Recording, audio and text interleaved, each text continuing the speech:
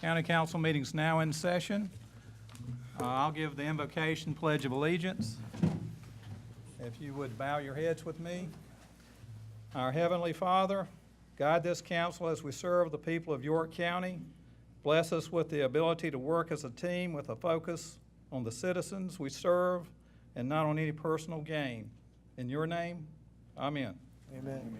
I pledge allegiance to the flag of the United States of America and to the republic for which it stands, one nation, under God, indivisible, with liberty and justice for all. Let's see, first we want to, yes, sir. Okay. First, we want to recognize some employees of the county. Margaret Good, Julian Sullivan, and Brenda Guy, if you would come forward to accept your little plaque for retirement.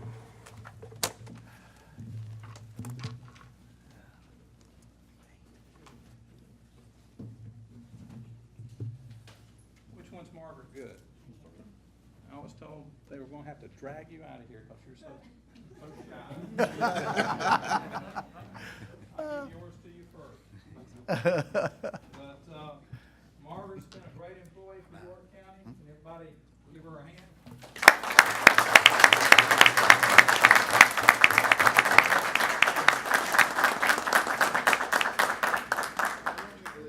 I'll let the ladies go first again. Brenda, this is Brenda Guy, great employee for the county.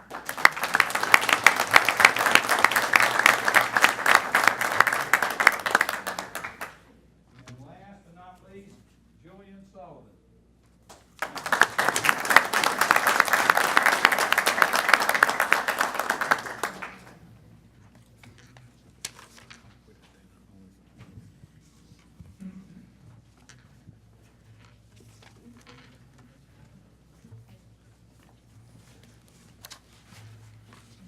Okay, before we hear from Cummings, I do want to recognize two firemen that have put their life on the line. I guess you read about it in the paper. But I just want to recognize Rich Diamante and Joseph Volk and commend the two Newport firefighters. They sustained pretty serious leg injuries in a house fire on Monday, March 23rd. We really appreciate their bravery and commitment to the service to the citizens of York County. If we could have a hand for their service and just recognition.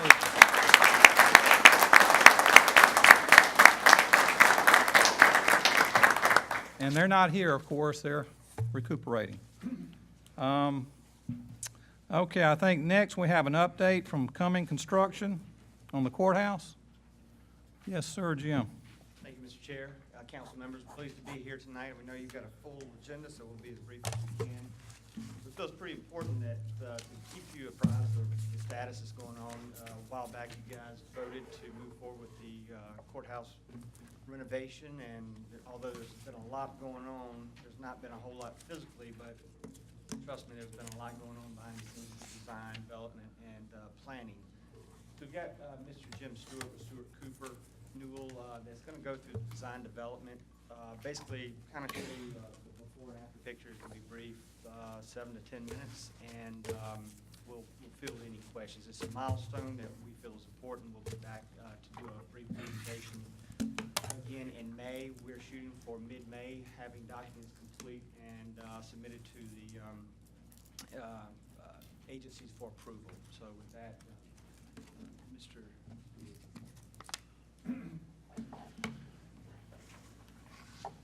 Mr. Chairman, council members, Yes, sir. appreciate the opportunity to come and give you an update on where we are in the process. Got a little slide presentation, if I can get it going in the right direction. We just produced some color elevations to show you what the outside's gonna be like. That's the side on Liberty Street. This is the front elevation. Very short presentation. This is the side that will become the new entrance. Make sure I'm, tried not to compete with the older building, picked up some of the details of the two editions, the 41 edition and the 54 edition. Tried to make it very subtle, make it blend in with what's there. Some of the same brickwork and some of the things that, the detailing that's very similar on those two editions. This is a little bit larger drawing of that, showing how it's constructed. Steel frame with masonry around it, columns. That's not in color, but our whole, and I'll show you as we move along, how we're producing the drawings. They're all in color. They're all photographs with details and notes showing what has to be done in every phase of the work. This is the first floor. This is the probate court right here.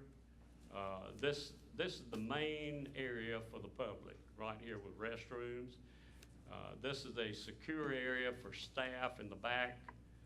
This area is for the high-density filing system. This is all on the first floor. This will be the entrance into the courthouse. You have metal detectors there, security inside there, and there'll be an officer station over here. This is the next floor. This is the master and equity courtroom. This is office-related areas there to that, the judge's office. This area is also private with security doors here with offices along this side and the back end of the building. That back end will be an area where the employees will have an entrance right here. They'll have a secure entrance there. The third floor, which is the main courtroom, just to kind of give you an idea, this is the main entrance into the courtroom.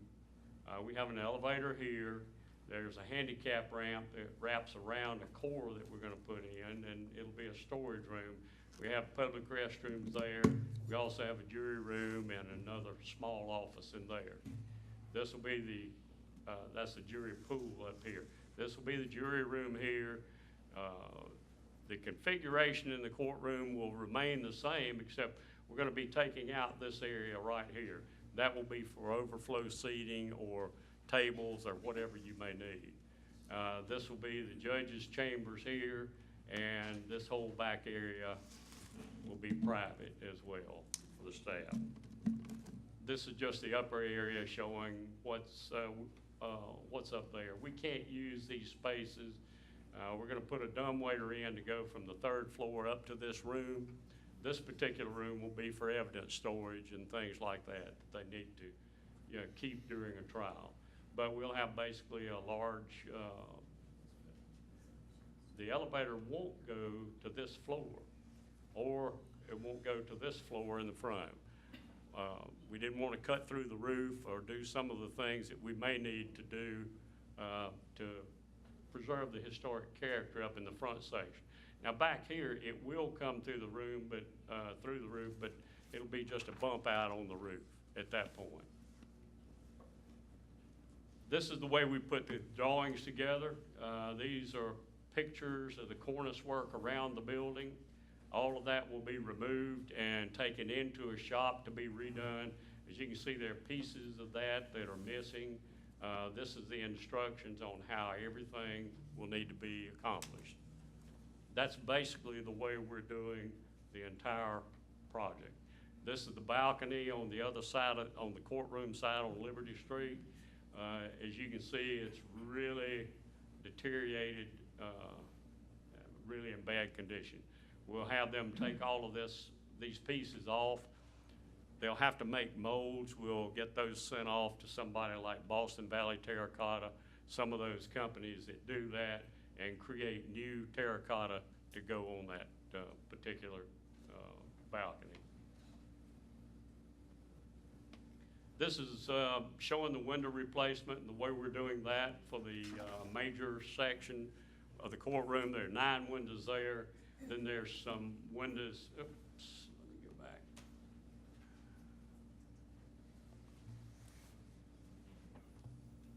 Well, I believe I hit the wrong button that time.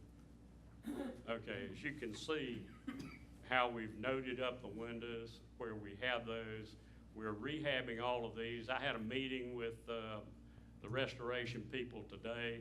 In fact, I don't have a tie on. I've spent about half the day up in the attic and all over the courthouse today with some of these folks. But you can see where the windows are being rehabbed and the notes associated with that. So that's basically the way we're approaching the project. We've done a lot of drawings up to this point. Our mechanical, plumbing, and electrical engineers have been working to get all those drawings done. We had them up here today. So I'm gonna need to meet quickly with your IT folks to make sure we get everything set up for the inside of the building. All of the wiring and everything that's needed for that. I'd be happy to answer any questions you might have, if you have anything. Questions?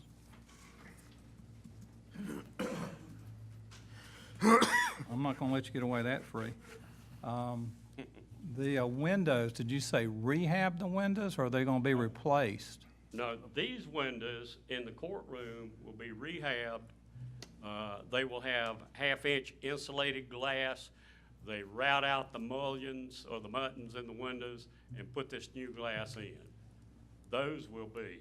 But now the other windows, these lower windows, the ones around the building, all of those will be replaced. Those will be aluminum-clad wood windows. So the rehab windows, they'll have the right efficiencies in terms Yes, of?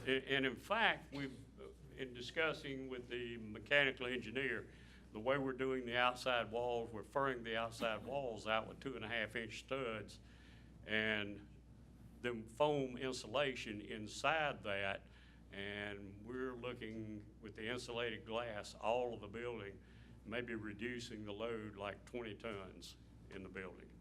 That was his rough estimate. So you're adding insulation in interior walls, but also the windows themselves will The be windows themselves to will be. modern Yes. specs? Yes, they will be. Any other questions? Oh, Yes, that's one. The local people in the city are wondering, when are we gonna start seeing, and I know it takes time, we got drawings and all that, but when will we start seeing some of this happening? And I know there was a bid out for demolition, which got a few people excited, but. That's tonight. absolutely. Two things. One is the windows, like Mr. Stewart said, we're going to be replacing the majority of them. The big palladium windows will be rehabbed in working with the community and historical groups. Those are the ones that were really important to them. We feel like we were planning on bidding it both ways, rehabbing and replacing. And the problem with that is you almost have to do two different mechanical designs. And so in meeting with the group, we feel like this is a very good compromise. It will be a cost-effective compromise as well, and it will be long-term. Cost neutral? It should be cost neutral. Right now, we are tracking on budget. We're a little under budget on our demo, this package that you were, that we're gonna be, in front of you tonight. We're just under 175,000. We had, around 280, budget for that, but we will be using that for some demo once we get this big package. To answer your question specifically, once we get, if this is approved tonight, you'll start to see something in probably 2 to 3 weeks of demo. We're hopeful to have bid documents submitted for approval mid-May, and then bidding advertising for bid sometime in June, early to mid to late June, and then 30 days later we receive bids. It's just following procurement. So this summer we are hopeful to be under construction with this demo package really kind of saves us a little bit of time, spend a little bit more time in design. Okay? Yes, thank you. So 18 months completion? 12 months. 12 months completion. Next summer, about So next summer, we expect by the August or so to have it all finished? I think it's September is what we're. September? scheduled for, yes, sir. Okay. Mr. Chairman, Yes, sir. Mr. Henderson? just wanted to ask and find out concerning, at the completion of the project, will there be a final touch-up or a final part to where it'd be equal to possibly a high-pressure wash or a sandblast on That's gonna be part of the whole process. the whole thing? Everything will be cleaned. If you notice, all of that area on the Liberty Street side, it's really dirty. We have to clean all of that to make it look good. There is something that I've discovered. At some point in time, the county had put waterproofing on top of the joints. The joints in this brick are raked out. Usually those kind of joints are more prone to leak, but at some point in time, there's been some sort of waterproofing in there. So we have to make sure that whatever cleaning method they use, it's gonna be more low pressure to medium pressure and not take that out.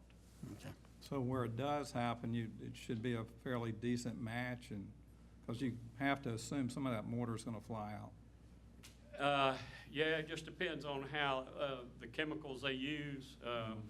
It's a we spec a non-acid chemical, because sometimes it causes bleeding in the brickwork or in the joints, and we don't wanna take a chance to, make some of the, waterproofing come off of the joints. Would you feel pretty positive about that not being an issue? I hope so. We're gonna try our best. Okay. Any other questions? Mr. Yes, Chairman, sir. if I could, just a comment that doesn't have to do with this, but Yes, you'll sir. understand in your profession. You see me wiping my eyes, I'm not crying about the vote or anything that's being said. I'm having some issues with, some dirt Contact? that got in my eyes yesterday with my contacts, so. I'll help you later. Yeah. As they said, with an appointment, yeah. It just never stops. Thank you, sir. Okay, thank you. Yes, sir. Billy? There you are, sir.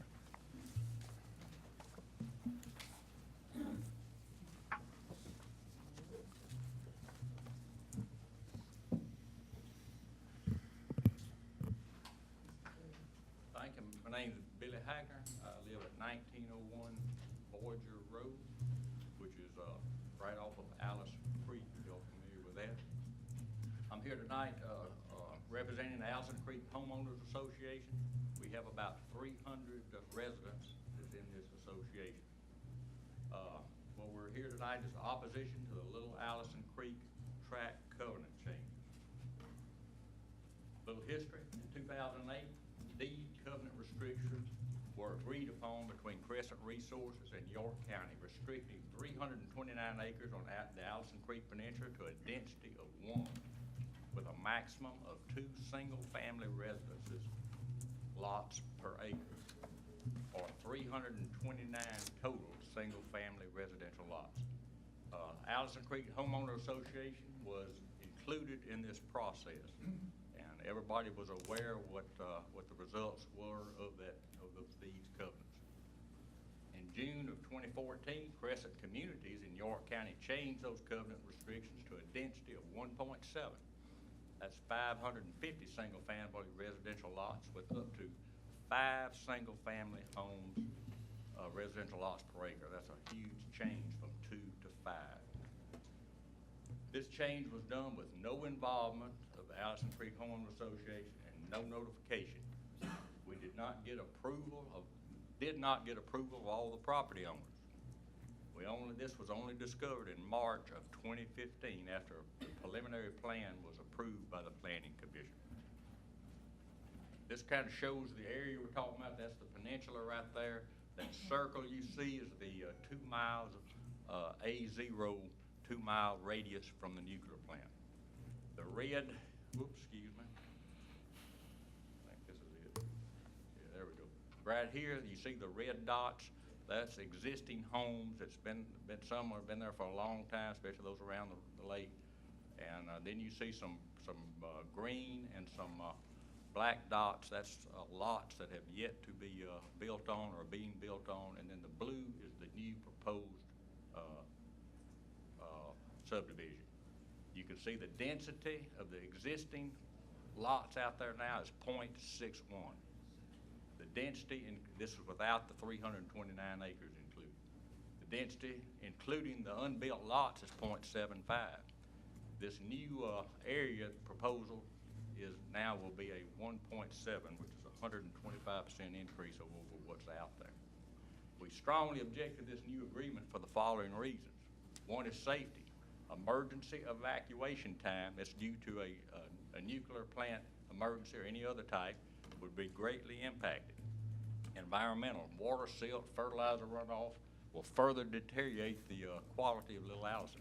Road damage, Allison Creek Road was not built to withstand heavy traffic and it's tearing up right now. It's only a few years old.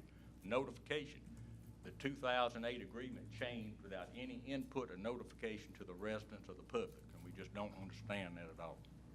Violation of SC Code 629-1145. Property values, all the land and home values on the peninsula would be negatively impacted. Here again, now into the evacuation part, you can see we only have one road in and one road out. And you see this bad intersection right there that you can't hardly get out of now with during normal traffic. And here again, that's that circle is the 2-mile AZ road zone. That's just a shot, you can pretty well see it, that's how close it is. And we don't have any problem with the nuclear plant at all, there's no issues there. We just want to be sure that if there is a problem that we can evacuate. This is basically, I'll just sum this up, this is a NRC regulation, CR 7002, which is basically saying that every 10 years, they have to do what they call is an evacuation time estimate to figure out how much time it takes to evacuate. But on top of that, it also says that at any time you have a increase in population, you got to look at this every year, an increase in population where this evacuation time increases by 25% or 30 minutes, you have to do another reevaluation. And what we're saying here is, we don't want to wait until after all the people get there to do the evaluate. We need to do it ahead of time. And this is the reason right here. The entire peninsula is within the 2-mile zone. There's only one way in, one way out. Our plan requires an officer to come to the intersection for us to evacuate. We've got questions, will he be able to make it there? Will he stay there? So what's the situation? And I'm telling you, you can't get out. Allison Creek Boat Landing is getting ready to have major renovations to it. It's going to have more RV camping spots, and so there'll be more people that's not included here below. You can see this, whoops, excuse me, keep hitting the wrong button. The population, this is in AZ Road, that's the 2-mile radius of the nuclear plant. It's gone from 988 to 2,213 and 210 to 2,409. And now if you include Lakeside Glen, which is the subdivision we're talking about, plus these other two that are in the process of being built, it'll go up to 4,454 or 101% increase over 210. This is Allison Creek right here where we're talking about. We only had 517 in 210. But look what happens when we get this new subdivision. We go up to 1982 people. That will be a 277% increase in population. So what we're saying is that we think that, we don't need to wait until we put a development in and then see if we can properly evacuate, because it may have to put in new roads. It may take more than one road. We don't know what all it might take. Environmental concerns, clear cutting and extensive grading will greatly increase the risk of dirt, silt going into the coves. The entire development does drain into Little Allison. That's where it all goes. Fertilizer runoff will greatly affect phosphorus and nitrogen levels in Little Allison, potentially causing algae growth and reducing oxygen levels. Little Allison Creek is normally a low-flowing creek, and the risk of any type of sanitary sewer overflow and power failure would be great. It would go here again, right into Little Allison. This is another, it doesn't show up very good, but it was just basically showing here's Little Allison. This is the area we're talking about, the new development. I wanted to point out this right here. This is Palm Tree Cove 2, where what they're doing there, they cut every tree out of it and just leveled the place off. And it's not kind of what I call a conventional way of doing it, but I used to do it anyway, where you'd cut the road and you'd come back later and cut individual lots in. It didn't impact things as bad. This is another picture of it. We've had several incidences where we've had hard rains and the silt system just will not handle it. Matter of fact, what happened is it broke down the fences and came this way and went right into this creek.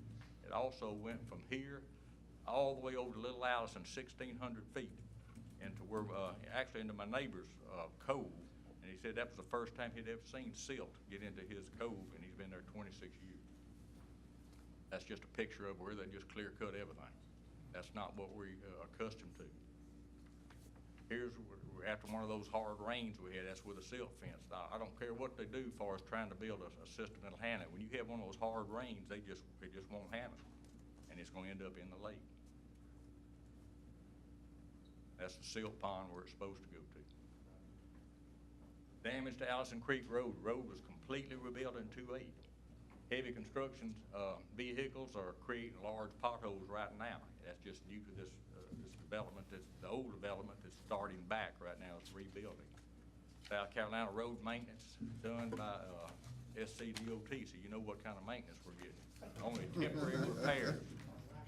Who will, so we wonder when you start building 600, 550 homes, it's gonna tear the road completely up. Who's gonna fix it? That's just one of the spots right there. No notification to the affected residences. Zoning change signs were placed 4 miles from the Allison Creek track. Although this was a covenant change rather than a zoning change, I understand that. The relative change from 329 homes to 550 homes and from 2 homes per acre to 5 homes per acre is massive. We just do not understand why our community was not informed of this. This was, that's the reason that y'all have zoning notification, is to let the people in the area know that you were going to make a change in the zoning. And this is probably a much more severe change than any zoning change that could have taken place. When you go from 2 homes to 5 homes per acre, that's a big change. Allison Creek residents should have been notified. This is the zoning sign that was put out, but this was 4 miles away. Nobody had a clue. Planning department function. The planning division, they're supposed to assist the planning commission and county council. Down here we say, we're supposed to support community conservation efforts, preserve natural resources, encourage smart growth and development. We don't think that's happening in this case. Allison Creek is zoned RD2, which doesn't have a whole lot of teeth in it, as me. It's also a scenic overlay district. And the scenic overlay district, what it tells you is to preserve and enhance the natural beauty and appearance of Lake Wiley, Ann Springs Close Greenway, Kings Mountain, and Brattonsville. These regulations will apply to all parcels property within a mile. Looks like to me that the planning department and commission could have used some discretion from this to limit what type of, I guess, regulations that we put on this RD2. That's what it's for. But I don't see us doing any of that. RD2 zoning.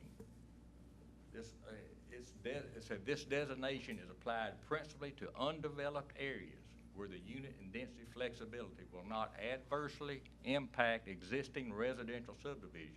We disagree. We think it's going to greatly impact our subdivisions. Right in the middle of it, it's surrounded by all the residences. It's just going right in the middle of it, so it's definitely going to impact it. But we're not following RD2 zoning. Next thing was a violation of SC Code 629-1145. And basically what that is, several residents, landowners, and I was one of them, bought some of this property from Duke, small portions from Duke after 2008, after this covenant was put in place. These covenants transferred to our, came with the property. And the way we read the code, it says right there, it says that all of us, any other property owners have to agree to it. Which the way we interpret it is all of us that bought that property had to agree to any covenant changes. And that was not done. Property value. This covenant change will allow an increase overall tract from 1 to 1.7 and the density from 2 to 5.5. This increased density is going to reduce our residents' property and home values. Most of them out there are long-time residents. Individual homeowners should not lose money to facilitate large corporations to maximize their profits. That's what's going to happen. They're going to take money from us and they're going to give it to somebody else because it is going to impact our property value. No way around it. Actions going forward. Mistakes have been made which is negatively going to impact the residents of Allison Creek Peninsula. This is what we're expecting the county and the staff to do to alleviate this problem. We want to postpone the development plan approval until our concerns have been addressed. We want to reinstate the 2008 covenants. We want to require an updated evacuation time estimates of the Allison Creek. It should be the entire A0 zone to be sure that we're not overdeveloping, that we can properly evacuate. We want to require an entire environmental impact study on Little Allison Creek to see what the impact's going to be from all the additional houses. And one option would be to even change the zoning to a more restrictive zone, like maybe RC1. Last, we did get us a petition. We started last week, and I've got a petition here I'm on.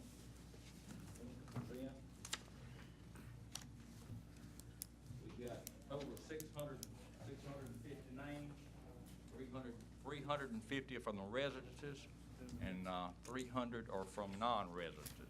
And basically, that's what it's saying. We want to uphold our deed restrictions in the signed agreement that we had in September 9th of 2008. Okay, I thank you all for y'all's time, and like I said, hopefully we will hear back from y'all on some action. And if you got any questions, I will be more than glad to answer them now or at a later date. Not now, though. We don't question the appearances. Thanks, Billy. Also, I've got this whole presentation is right here for y'all to read in your spare time. Yeah, that's good. If I'd known that, I wouldn't have been taking all these notes. Thanks, Billy. Next person is Paul Endurco. There he is. Yeah.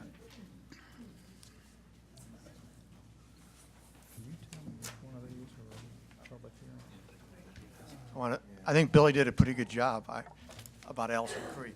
My name is Paul Anderco. I live in Rock Hill, 140 Front Porch Drive. I've been a citizen of Rock Hill for 12 years and in the county. And before I start, I want to let you know, I love Rock Hill, even though I oppose some of the things the city does. But I want to see the city prosper and be a healthy part. Rock Hill is part of York County. You got to remember that. You know, if we were Fort Mill, Tega K talking about the TIF, it probably would have been, we wouldn't be discussing this, but it is Rock Hill, and it's the largest city in York County. I want to thank you for letting me speak tonight. I'll get straight to the point. TIFs, I'm not a fond person for TIFs. I think when you ask for 40 million, 60 million, whatever, it should be a referendum where the people should vote on something like this, but it isn't. The sad part is, what we're looking at is a 10-year extension. The TIF is in place. We can't change the TIF, but we can look at the 10 years in the future of the TIF. The city has pledged to spend over $100 million in downtown Rock Hill. Ever since I moved here, they've been spending money in downtown Rock Hill. The county will spend themselves has already spent or pledged $16 million in downtown York County, in downtown Rock Hill, through the Pennies for Progress and other museums and other infrastructures. So the county has given money besides the early part of the TIF. What the city is asking for, if the numbers that I receive are correct, they're asking for $3 more million for the, over the next 10 years, which is a lot of money. The reality of the TIF we're talking about is $40 million in a TIF. But if you do the research on it, it isn't really $40 million. It turns into $64 million when you start adding the bond package and the interest rates. That number could be flexible, could be 60 million, could be 70 million. We don't know what the actual number until the TIF is finished. I want to look at some different projects that are already in the TIF when we're talking about money being spent. The Comporium building downtown, parking deck, was supposed to be $3.5 million. That's the money, principal only. But you take a look at the bond issue, it's $6.5 million. So it's almost doubled. And then you take a look at the Fountain Park. This what grabs me. And I wrote a recent article in the newspaper, and I never thought about principal plus interest. I never thought about the interest part. So I found out a little more information. Comporium gave the land to the city. They also gave $1.3 million for the fountain, the pumps and so forth. But city bonded $6.3 million to finish off Fountain Park. Add the interest and the bond cost, it's up to $11.5 million. So what point I'm making is we really don't know what this is really going to cost. And it's very important that the county gets the facts, the real facts. The other part I have about Knowledge Park is if they go over the $40 million and the tax revenue comes in higher every year, they could continue spending extra revenue. So if they get up to $45 million or $5 extra million, they can go ahead and spend that extra money. Or if it gets up to $50 million, they could spend that money in the TIF, in Knowledge Park. But the county could say, well, and this is one of the questions I want you to ask, well, can we cap it so we get some of the money back in the county? You don't have to give it all to the city, but you could cap it. So that's a part that nobody understands. The city has made an agreement with the Rock Hill School Board for 10 more years, and it was a hard negotiation by the city and the school board. So what happened was the city agreed to give them 2 extra police officers, but that's over 24 years. $130,000 a year times 25 years, $3 million.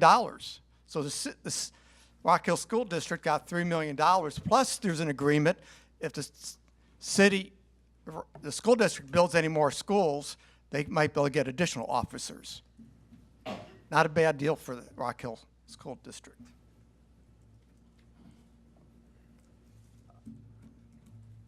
The other thing which I was really upset about is the storm issue bond the city put in for $4 million, plus interest, it could be $6 million, and to help satisfy a complaint from somebody on the council here. And to me, that wasn't right, to give oh, we're going to do this if you do this. I know it wasn't an official agreement written in writing, but hey, let's face it, I was born and raised in Chicago. I've seen these things in Chicago all the time.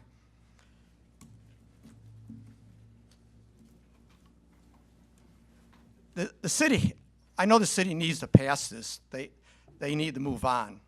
But I would like to ask the council to delay their vote and form a negotiating team with the city. The committee you had, have them negotiate with the city. If you just pass it tonight, the county is losing then. I think we have to know some questions. And I wrote down some of the questions that you need to ask. The first one is, do they have an agreement with the developer or not? I asked a couple of city council people in Rock Hill. They said, well, as soon as this TIF is passed by the county, we'll get an agreement in 30 days, maybe 60 days. But so there is something written that they can go pretty quick. And I got that from 2 city council people. I don't want to mention names. What if they do have a contract with the developer? Is it in the best interest of your county taxpayers you have to see the contract before you vote. I think it's very important to know, I've talked to the city manager, and the previous TIFs that were successful in the city, they always had the developer, if it didn't work, they were going to pay the piper for the city, so the city wasn't going to be out any money.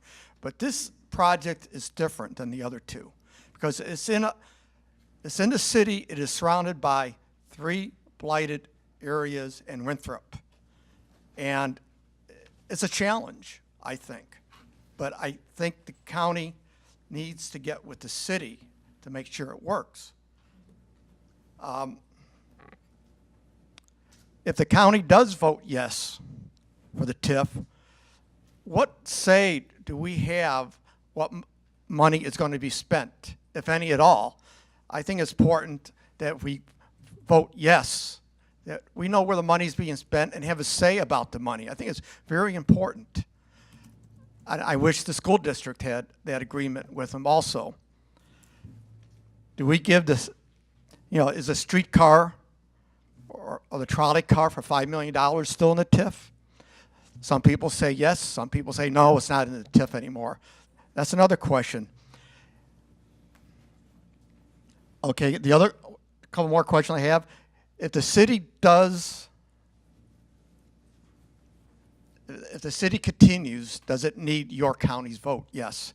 Can they just proceed with the school district and the city? I've asked some people, they say yes, some people say no, but if the county's vote is not needed, then the city could proceed with the school district. So that's another question you need to ask. Who in downtown will benefit the most? The current property owners, Comporium, William and Fudge, Tuttle Realty, and what other current owners in downtown will benefit from this TIF? I think that's another important question. As in my article the other day, they have given subsidies into the city in downtown Rock Hill, and we all know that 50% of those were not very successful. So that's the reason I'm a little worried about the downtown. As I said before, I live in Rock Hill. I want to see the city prosper, and the city is part of York. I'd like you to get these questions answered to move on. I would like to see an agreement with the county and the city if they answer these questions and you're satisfied with these questions.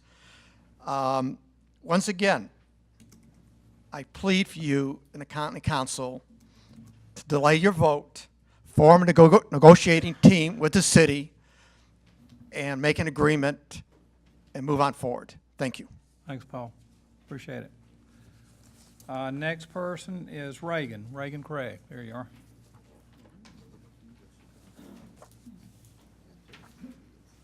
Good evening. Nice to see you guys again.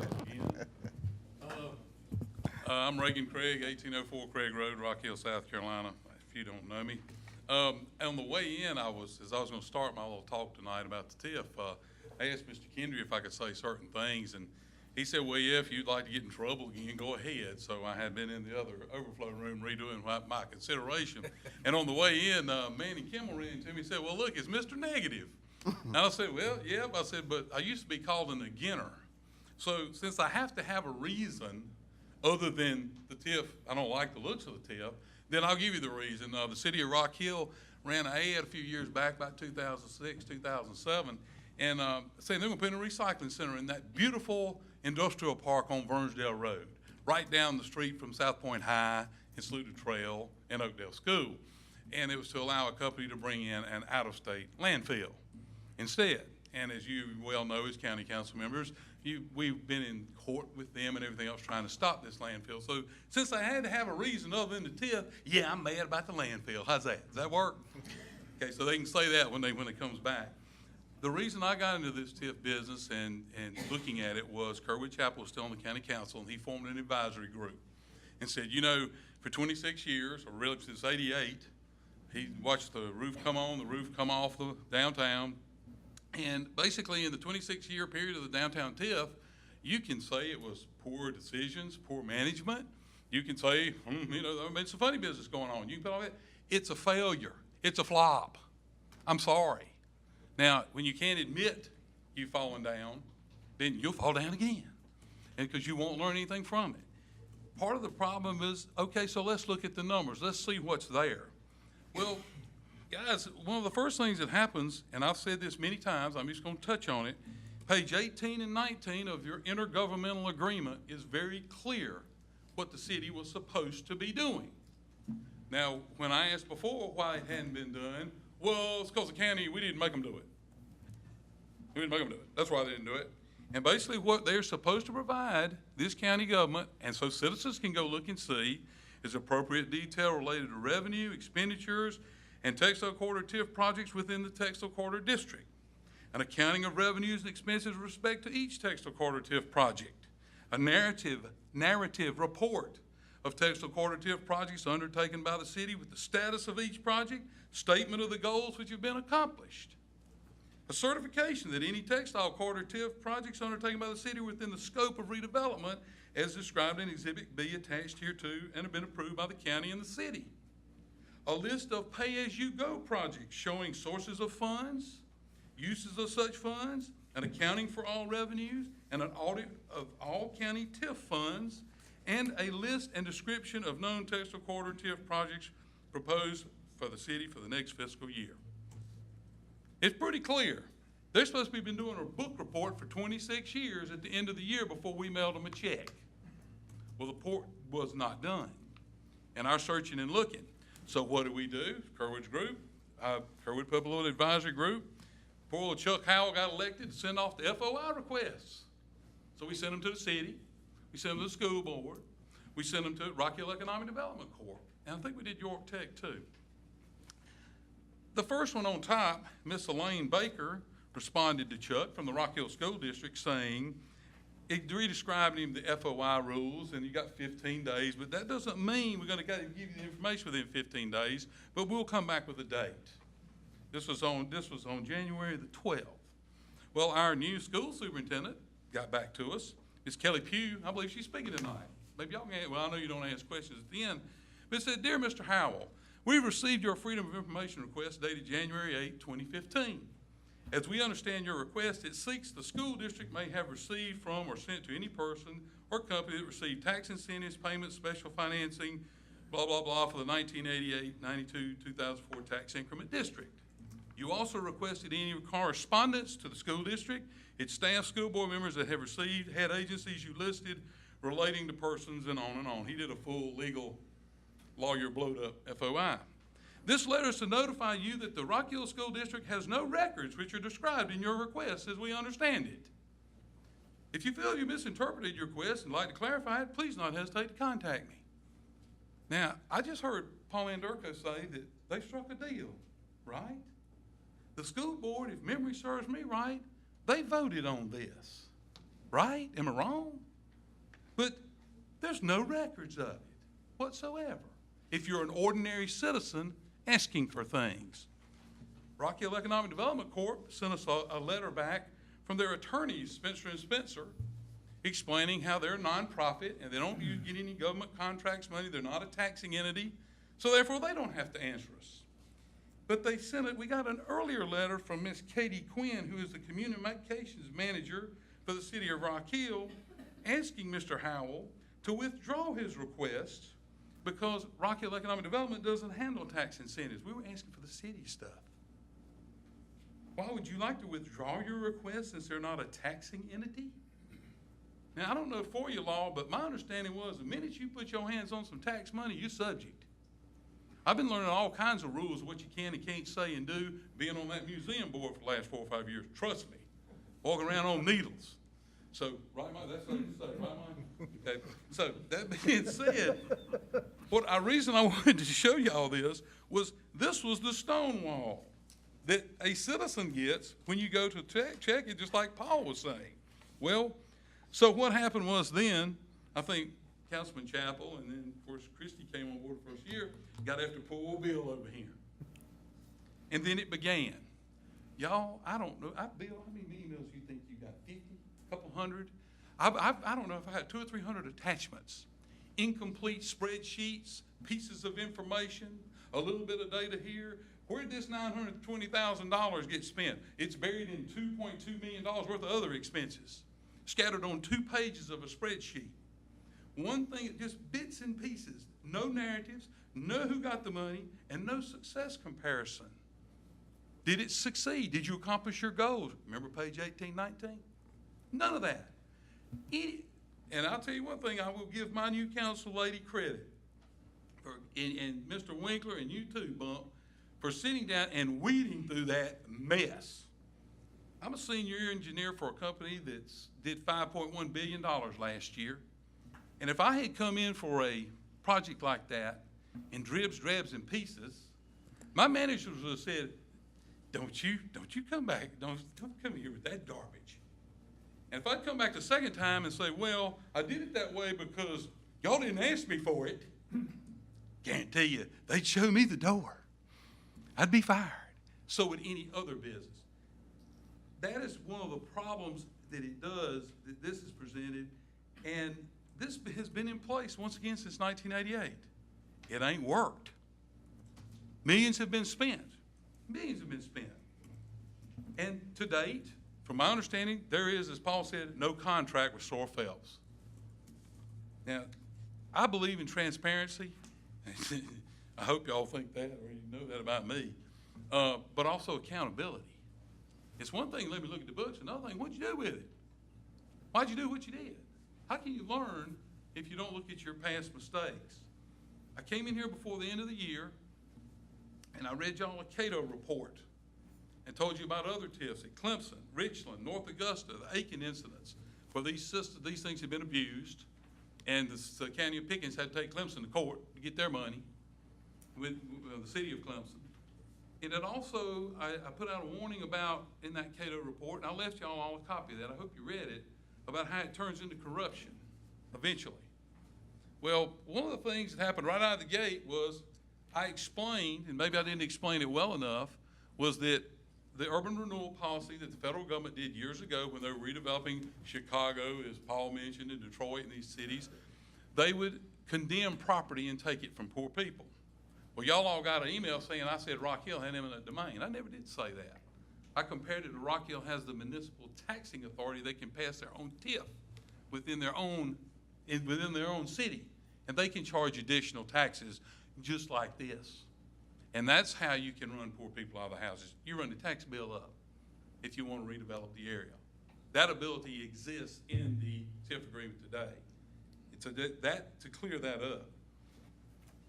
You guys, this brings up a whole nother issue that's upsetting to people. I think Paul touched on it, is that we are set up on a county property tax system. The only sales tax we get is for pennies. Everything comes from property taxes. Now, I'm from Rock Hill all my life. I got family, hell, I got some family that got some land probably in the TIF, okay? But here's the thing, is that the only taxes that you guys are charged with, really watching over, is those property taxes and how they're spent. Those taxes are developed on an agricultural economy. It's regressive. That's why every year y'all have to put a little bit of a tax increase in there. I've served on enough county committees over the years to tell you every house built in York County costs 30 cents for every dollar it pays in taxes. I am a big believer in economic development. I'm heavy industrial in economic development, real job producing. But the fact of the matter is they pay the tax bill. Springs is gone, Celanese is gone, Bowaters, who knows? You know, it goes around. That's who pays our tax bill in the county. I know that because the farms are no longer paying it. Trust me, my cows don't care who the sheriff is, they don't know who's in the fire department, and they don't give a hoot about the potholes in the road unless there's some grass in it. They want to get to it. That's the only reason. That's why it's so upsetting when you see that there's so much loose information here. There's just scads of it. You couldn't have made a decision yet. The facts are too vague. They're not clear enough. They're not concise. The commitments in the execution is not there. And I'm very disappointed in the school board. Very proud of my county. At least we're getting this far, even if you do pass the darn thing. But the school board gave away $30, $40 million bucks of school children's money. And according to their superintendent, there's no records of them meeting about it. January 16th, I'd be happy to give y'all all copies if you want to read it. I think that was very irresponsible. I think it was very poorly done. And then there's another point that Paul missed, and I'm about to shut up, Brett, so just hang on just a minute. Oh, you're good. You're fine. Is one other thing to consider as you're looking at this, and I hope you relook at it, I hope you get it in more detail, I hope you get more things pinned down, is how much, he brought about that fountain. Oh, it's pretty. It's pretty. It's nice. You go over here and take your phone, make the water jump up and down. You can do all kinds of stuff for $11 million. 6, 11, heck, who knows how much it really costs. Y'all do know that when that does come back to the county, that's city property. You do know it's tax exempt. You won't be getting taxes on the fountain. Now, when you look through the Knowledge Park website, go on there, they have a list of projects they're gonna do. Winthrop, all the way down through there. That's not as Winthrop. Now, hang on a minute. How much are we gonna get and who's gonna be exempt years from now? Has anybody taken a minute to look and see how much is gonna be exempt property versus what is really gonna be taxable? What this does, y'all, and this is the damaging effect, in my opinion, when it's this unprofessionally, sloppily presented. We found in the Texaco Quarter TIF in 2003, Winthrop put up some kind of building, apartments or something, in 2003, and they took that value and put it over into the 2004 starting point. You find little pieces of that everywhere.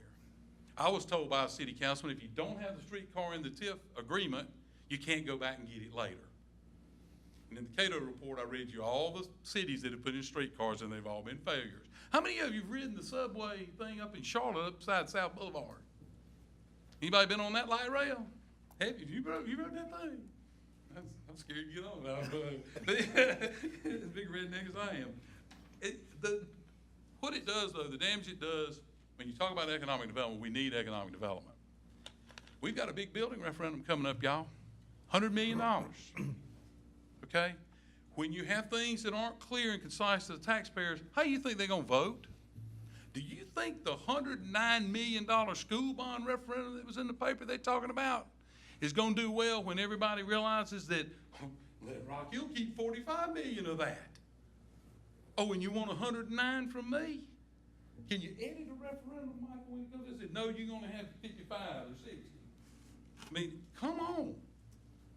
Because there's one simple answer to all this.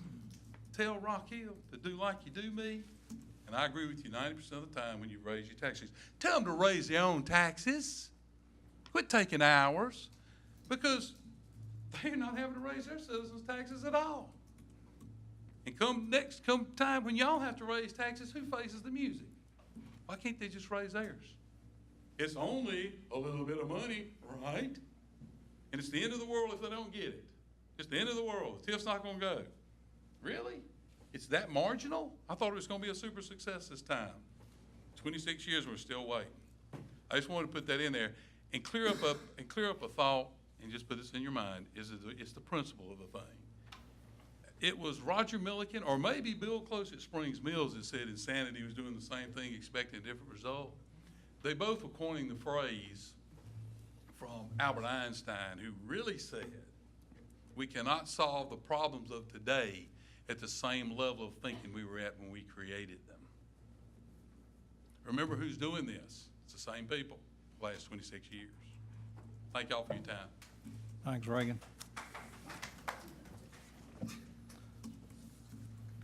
Okay, well, the next person's Mayor Eccles and David Behan. Gentlemen, welcome. Glad to have you here in this chamber. Thank you. Mr. Chairman and members of the council, it's a pleasure for me to be here on behalf of our city council and the 70,000 York County residents who call themselves Rock Hillians. As noted in your agenda item number 2 under the new business, you are being asked to consider authorizing the amendment to the intergovernmental agreement by and between York County and the city of Rock Hill regarding the TIF district. Over the past months, you have been given a volume of materials, the real facts, that answered a number of questions raised by the public and by your staff and by each of you. Now, that scrutiny is welcomed because it is the way we conduct business on a regular basis. Transparency is an integral part of this process, and there are extensive legal obligations related to the use of TIF funds, all of which we are abiding by. I would ask that you favorably consider our request for a number of reasons. Number one, TIF districts are a tool for cities allowed by state law. They're proven to be successful in our community with a greater return of tax dollars to the taxing entities. The formula for calculating and using and validating returns are easily observed, and foregone revenue from TIF funds, different from fee in lieu of tax funds, foregone revenues, are used for infrastructure to enhance the public good.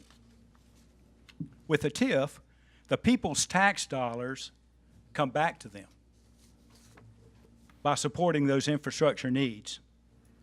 And as with both formulas, those funds are used to create an environment from a structural standpoint and from a financial incentive standpoint to set the table for the private sector to create economic development and jobs.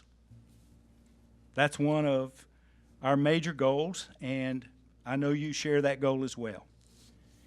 We certainly share the county's enthusiasm for doing this and congratulate you on your many successes.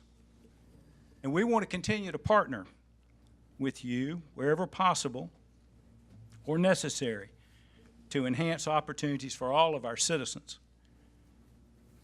And good jobs are where that happens. This TIF request is supported by a large group of business persons, citizens of York County and Rock Hill, and you'll hear from some of those shortly. They've worked tirelessly over the past 2 years to bring the concept to this point in time. You'll hear from some of those persons later, as I mentioned. Additionally, we have specifically chosen a master developer who is ready to go. The final details of that agreement are still yet to be finalized, but the business points are being developed and have been over a number of months. Additionally, there are others who have already made business investments in the Knowledge Park area. Additionally, through your good work and the people of York County's and Rock Hill's support, public improvements are already underway. Roads and sidewalks, streetscape, lighting, a new water tank is about to begin, electric substations, improved sewer flow, all to support the Knowledge Park area in a blighted area that had the worst infrastructure in York County because it was the oldest. Over $30 million of public improvements, not TIF funds, public improvements have already been made to enhance these opportunities. This transformational project extends from the new Fountain Park Place office complex and the new Fountain Park at one end, through the Main Street and into the Cotton Factory area, which was supported by TIF from an infrastructure development standpoint and employs 500 people, through the reclaimed bleacher area, which was a blighted health hazard, caught on fire 3 times, sits between Winthrop University, one of the cornerstones of our community in York County, and downtown Rock Hill. It runs beside Winthrop University over the way to Terry Road. Now, this area represents one of the largest concentration of jobs in York County. Certainly not the only, but one of the largest. And it holds future possibilities as we work together to create a higher level of energy for the knowledge and high-tech workforce and economy. That will impact the entire region, not just Rock Hill, but all of us. Your favorable consideration of this matter is vital to the capacity and the speed with which this project can unfold. And I think it's critical, it's a critical part of York County's economy as we go forward. I want to thank you for your consideration, hopefully your positive consideration of this matter. I know that your committee has done a good bit of due diligence, but this is an important matter for all of us, and there are others you'll hear from to support that. Mr. Vihan, I believe, is going to come forward and share a few pictures that will tell the story of what a real blighted area looks like and what the full potential is as that unfolds. Thank you very much. Thank you, Mayor. Yes, sir. Appreciate it. David? Thank you, Mr. Chairman, members of the council. Appreciate the opportunity to be here this evening. Also appreciate you not asking me to keep track of all the things that were said by our first couple of speakers and try to correct those.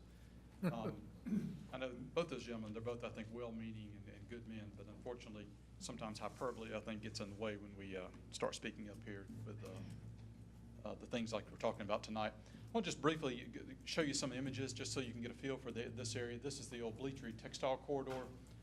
The old Bleachery site, one time, there were more than 5,000 people that worked in this area. Many of those folks probably a lot of those folks you and I both knew, many folks that worked in those buildings. This just shows an overhead site of what that site looked like. This is what that site looks like, cleaned and ready for development today. The city has already put $5 million into development on this project. We're moving forward with the Knowledge Park concept. This is really an opportunity to build a community of learners here, technologically advanced, but maintaining our rich history. You know that Comporium has already committed to its gigabit service into this area, Zipstream. The entire Knowledge Park area, though, stretches all the way from Cherry Road on the north part all the way down to Elizabeth Avenue on the southern part, and is basically bounded by Oakland Avenue and Main Street and Black Street. It's a large area. This represents the largest concentration of employment in York County already. There's over 700 square feet of existing space that's ready for redevelopment. This is over 100 acres of new land for development. We have a number of partnerships underway. This is one of the concepts that's been put together in the Knowledge Park area. There are several things that you know about. Lowenstein, the old building there, is ready for redevelopment, over 250,000 square feet of space. Springs Creative Distribution, you'll hear from Mr. Close in a moment. There's a lot of new construction that's planned for this area, a lot of new commercial space. We project over 3,000 new jobs that will be created in this area, and over $300 million of new private investment. We also plan to provide support for growth from Winthrop. I know one of the things said earlier was that look in the plan and you see Winthrop, and that's just certainly not the case. Winthrop is certainly a partner in this project, but even the sites, at least on the Bleachery site that we've talked about, which we haven't talked about anything beyond the Bleachery site, involved potentially some new housing. Winthrop has not made any commitments to that to date, but even if Winthrop were to be involved in that housing, that would be privately funded housing that Winthrop would probably lease, so it would generate taxes. This is not tax-free property. We actually envision it's actually a bad idea for us to put tax-free property on this site because we don't collect TIF revenues to support debt off tax-free property. So it's just not part of the business model of what we have going on in this development. Enough has been said about tax increment. I won't go over this, but just to know it is a tool that can be used by local governments to help support private development. And the good thing about this, about the TIF revenues, these TIF revenues do not go back into the pocket of developers. They don't land with any particular taxing entity in the city. All TIF revenue must be spent on public infrastructure, and then the public owns that infrastructure. And so we're talking about streets, we're talking about curb and gutter, sidewalks, we're talking about potentially parks. The new park downtown is a good example of that. And you're right, 30 years from now, that park will not generate tax revenue for the county, the city, or the schools. But by the way, it wasn't generating tax revenue before we built the park. It was a parking lot. So there's no, at the end of the day, there's no real change for anyone that goes into that. I might also mention that some of the new development that goes on here, you'll see some concepts of what the new Lowenstein building and things that could happen there that would go to this. This just gives you an overview of exactly the kind of development we looked at. You'll notice the first one on there is student housing. It's the only housing that's been talked about with Winthrop University on here, about 500 beds. We've seen a development similar to this in another city that this developer has done. They were the The building was privately owned, they were paying taxes, they were paying basically a fee in lieu of tax to the, well, in this case, they were actually paying a real tax, but they couldn't negotiate a fee in lieu. They've talked about any, but at the end of the day, they talked about even that property would pay taxes. There's a number of other facilities there. Probably the only real public space that we see on this site, other than a few scatter things here or there, is really just something for parking. This is a fairly dense site. It will require parking decks, similar to the one that we spent downtown that we did borrow and spend only $3.5 million on. This just goes you again for what that full build out would look like. Again, we would like to see construction start immediately and take place over the next 5 years. Some development is already underway. This building is already gone. Mr. Gardner will be here to speak. He can tell you more about it, but you can see their brand new building is underway.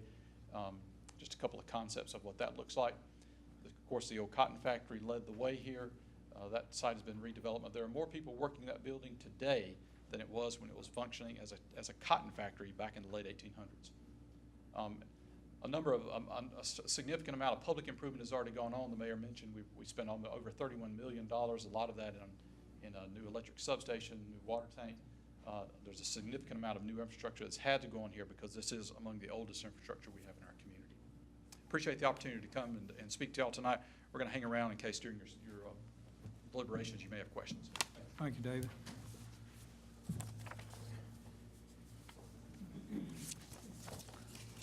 Lee? Oh, there you are. Council members, I'm Lee Gardner, Family Trust Federal Credit Union President and CEO. I've lived 35 years in York County. I'm just off McConnell's Highway on Nature's Trail Court. I agree with a lot of what I've heard said tonight. I do want to clarify I'm not here to represent the city. I'm here to represent 47,000 members of our credit union who live in York County. We have 7 branches all located in York County. I think we probably have one in each one of your districts, and we are taxpayers. You saw a rendering of our building. That's a $7.5 million project. We expect to be completed by July or August and occupy that building by that time, probably about 80 employees. Let me tell you why we're there. We left the textile corridor back in the early 1990s because it was described as blighted, and it was certainly blighted. We never let go of that property, but we moved out to Dave Lyle Boulevard, and one of the reasons that we did was because of the Red River TIF and the Manchester TIF. We believed that jobs and economic development would take place as a result of those TIFs. Now, I'll be honest with you, when I brought that up to my board, they were not exactly supportive. They thought I was crazy. They couldn't see anything but an empty road. And when we opened that branch in 1995, we were located conveniently across the street from the city sewage lagoons, and there was no road, as we thought there would be there going into the rear entrance to York Tech. But that proved to be a wise investment for us. We've been out there now for 20 years. We maintain that property on White Street, and I always believed, from a business perspective, that as I looked at Comporium and what they were doing, and I looked at Winthrop University, I believed that economic development would come back to that downtown area. We began to see that move a few years ago when, excuse my explanation, but it wasn't really politicians, but it was business leaders who had a vision for what could happen in downtown Rock Hill. We bought more property, acquired more property, and developed our plans for that building. That building will open, Lord willing, the summer of this year, and we are there because we believe it provides the best opportunity for jobs that we've had in York County in the last 15 to 20 years. I raised 3 children in this county, all between Eastview Road and Brattonsville. One lives in Charleston, one lives in Atlanta, one lives in San Francisco. I wish they were here, but the jobs they were looking for based on their education, they didn't exist. I think this is an opportunity for us to create a situation where our children and our grandchildren can have future jobs. If this was in Clover, I've got a branch in Clover. I'd support it. If we're in Fort Mill, I got a branch in Fort Mill. I'd support it. If we're in York, I'd support it. I got a branch in York. This happens to be an opportunity in downtown Rock Hill. I can tell you, not working for the city and just representing myself and Family Trust, some of what you heard tonight is not factual. Some of it's based on emotion. So all I would ask you to do is look at the facts, look at the history of TIFs. And look at what we're doing for the children of our county, and let's be positive. You know, our county is never gonna go anywhere if everything we look at from a negative perspective. I've heard a lot of negative thoughts. This is the first time I've been over here in years, and I'm gonna go home drained because of some of what I heard. I promise you, I don't run my business that way. And I'm close to retirement. I hope the next CEO of Family Trust doesn't run the business that way. We've got to work together. We've got to be more positive. In this, I see incredible opportunity, and I ask you to support it. Thank you for hearing me. Thank you, Lee. Next person's Mr. Close. Yes, sir. Mr. Chairman and council members, I'm Derek Close, CEO of Springs Creative. Like Lee, we moved out to Anderson Road for a while and saw a lot of potential to move back in town. I'm a great resident, I hope, of the cotton factory. 80 members of our group over there, Springs Creative, and next door in the distribution center as well. I appreciate being able to speak on behalf and support of the TIF proposal in front of you this evening. My company, Springs Creative, like Family Trust, is investing in Rock Hill and in this neighborhood. We're adding digital printing and myriad technical services at our distribution center, and we'll add to and benefit from the technical creative potential of the Knowledge Park and welcome the academic and economic synergies association with that campus will bring to our company in this community. I was on the NC State Board for 8 years. We started off with one building on the Centennial campus. They have 11,000 people now working and living on that campus in Raleigh, North Carolina. That's the kind of potential private-public partnerships and academic support can bring this community. Thank you in advance for considering the potentials of this effort, what it'll bring to Rock Hill and South Carolina long-term, and we're in it for the long run. Thank you for having us here tonight. Thank you, sir. Appreciate it. Next person is Matt, and Matt, forgive me if I say your last name incorrectly. Is it Dosh? That's Skip Tuttle. I'm not Matt Dosh. Oh, I realize that. Fred Faircloth and Matt Dosh could not be here tonight. Oh, okay. I regret that they were not able to attend due to other commitments. Okay. I think I'm down the list. You past are? those two. I'm Skip Tuttle. I've lived in York County for about 35 years, and I am part of the Tuttle Company. We are a local commercial real estate development and brokerage firm. And as developers, we regularly have to evaluate the risk and reward opportunities that a particular project offers to us and decide whether or not it has the potential to be successfully developed. And I want you to know that we are currently planning several redevelopment projects in the Knowledge Park area, both downtown and in the Bleachery property.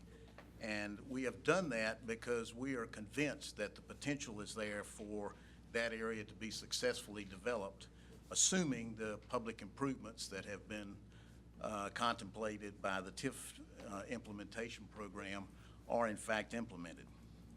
Let me explain to you what that means. So as in looking at a real estate investment, we look at all the risk associated with that investment and we evaluate the site based on the conditions that we find there. We're looking for availability of utilities. We're looking for visibility and accessibility to roadways and transportation links.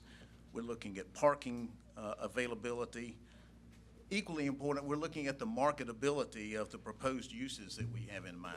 And I want to share with you that we are extremely excited about some of the preliminary indications we've had from both companies and other developers who want to share this opportunity with us, including several apartment projects, including an international company who has indicated an interest in locating their headquarters in this region, in this property. So we share their enthusiasm, they share our vision with some of the things you've seen tonight, and all of that depends on the investment on our part as well as on the government's part to put the infrastructure in place to ensure that that area gets redeveloped properly. The overall plans to redevelop the Knowledge Park area are certainly very appealing to us, and we're committed to invest and be a part of that redevelopment process if those improvements can be implemented. We can't go into the blighted area that you see that I guess was earlier referred to as the the Bleachery property in its current condition. And even though the city has spent a lot of money already removing some of the blighted conditions there, there's a long way to go to put the improvements in place to get it ready to be developed. But if the proposed Knowledge Park public improvements are in fact implemented, the location of that portion of the park, i.e. the 23 acres that heretofore was known as the Bleachery, that has tremendous opportunity and potential to be developed into several thousand square feet of offices, several thousand square feet of retail spaces, hundreds of housing beds and housing units. And so that redevelopment will bring new jobs to the county, and as David said earlier, that basically will result in hundreds, if not a couple of thousand additional jobs that will take place in that redeveloped area. But equally important to that is that everything that's built in that area will be a taxable entity. And so I think you will see the county's tax base increase by hundreds of millions of dollars as a result of those investments that will be made there. So the redevelopment of the Knowledge Park area has the potential to revitalize this really critical core of our county, because it's right in the heart of the area that serves Winthrop and downtown Rock Hill, and it's very important that we turn that around and turn it into taxable producing entities. Right now it's producing very, very little tax revenue because the city owns it, and so we'd like to see that it moves forward and gets back on the tax rolls. So the proposed TIF upgrades that are being proposed will change that image dramatically and will support the creation of the spaces that developers would like to create to provide the jobs, to provide the housing opportunities. And we encourage you all to invest with us. In your part would be the public infrastructure. Our part would be to take the risk in order to utilize that infrastructure to create spaces, to create jobs and new housing facilities. Thank you for your interest, and I appreciate your support. Thank you, Skip. Appreciate it. Ms. Pugh, glad to have you here. Welcome to the area. Thank you. Good evening, and thank you for having us tonight. I'm here to speak to you on behalf of Superintendent of Schools, and also as a member of the Knowledge Park Leadership Group. When I first came to Rock Hill in May, that was one of the first things that I learned about, and how could a superintendent not want to be a member of something called Knowledge Park Leadership. Our goal in the school district is to make sure that we prepare all 18,000 children to be ready for life outside of public school, that we are preparing them to go to college, that we're preparing them to go into the workplace. I see the partnership that the school district has with the city as a very important one. We benefit when there's economic development because we certainly are able to get more students into our schools. We are successful when our kids are successful and they stay in our school district and in our community to work. So I think that having a revitalized downtown is important. As Mr. Tuttle indicated, the revenue that we receive will not be what it will be if Knowledge Park moves forward and we have the business and industry that it allows.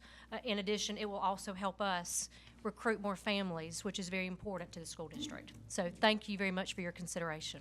Thank you, ma'am. Appreciate it. Bill Owens had some very positive things to say about you. Thank you. Hey, Stephen, sorry. Good evening, Mr. Chairman and members of County Council. I'm Stephen Turner. All the discussion about the TIF has really been about real estate and financing, but Knowledge Park is really more than real estate and financing. It is an economic development project. There's something called the Knowledge Park Innovation Center that has been developed over the last year and a half, 2 years. It is a partnership between Rock Hill Economic Development Corporation, Winthrop University, the Rock Hill Schools, York Technical College, and a number of businesses in our community. Knowledge Park Innovation Center is about building technology jobs from within our community, about preparing our workforce for technology jobs. As Lee was saying, if we're educating our kids and they're having to go somewhere else to work, that's not benefiting our county. So we've got programs in place. We've received $500,000 of funding from the South Carolina Department of Commerce, their Innovation Challenge Grant. We have received more money in the city of Rock Hill to support the Knowledge Park Innovation Center than any other community in the state of South Carolina. We have incredible partnerships. We have apprentices. Over the next year, we're going to be doing between 35 and 40 Winthrop and York Tech students will be having apprenticeships in local technology businesses. We've got summer camps for kids from all over York County to come and learn about technology. There are hackathons and all kinds of programs that are designed to inspire the kids and the adults of Rock Hill and York County to learn about new career opportunities, to get training, and to take advantage of that so that they can work in Knowledge Park in the future and in other places throughout York County. So understand this not just as a TIF project, not just as a real estate project. This is a project that is attempting to change the economic culture of Rock Hill and York County and bring a different kind of job and a different kind of business into our community. So thank you very much. Thank you, Stephen. Appreciate that. This will come back up in about probably 15 minutes for everybody that wants to know. Next order of business is public hearing.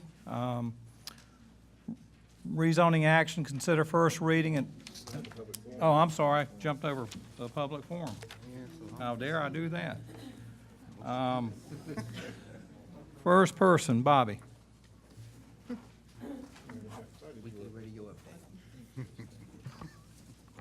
Thank you all. Robert H. Walker, 5690 Williamson Road, Rock Hill address, but in the wonderful Bethesda community. I'm not here to talk about agritourism for once, but that's still a good thing, and we're still working on that. I'm here, first off, I want to say, Ray, I'm here in support of what you're trying to do. But speaking of zoning, I'll go ahead and say I'm all in support of when something is rezoned back to what it should have been in the first place. But I'm here tonight to make y'all aware. I'm not exactly sure how the Board of Zoning Appeals works, but I've been told perhaps that doesn't necessarily have to come to y'all. But this thing of having to ride around the community and having to notice a sign, and if you're not an adjacent landowner, but you're just, half a mile away, that you don't get a letter, I'm glad I didn't take spring break Easter and go to St. Martin like my brother and his family. Otherwise, I wouldn't know about this. But Mr. Clausen, he last year got an amendment to his landfill, which is right on Brattonsville Road, adjacent. And I'll go on record, he and I are distant kin, church members, and neighbors and friends. But I adamantly oppose his landfill expansion of 25 acres that's coming up Thursday night. The neighborhood, Historic Brattonsville, which is run by the Museum Board, just found out about this less than about a week ago. So we are scrambling, trying to get the word out, and we will be in full force Thursday night. But y'all must be aware of what's happening Thursday night. And you can't sit here and tell me that y'all can't have anything to do with what is proposed at a zoning board of appeals. If that's the case, then we have a problem in this county.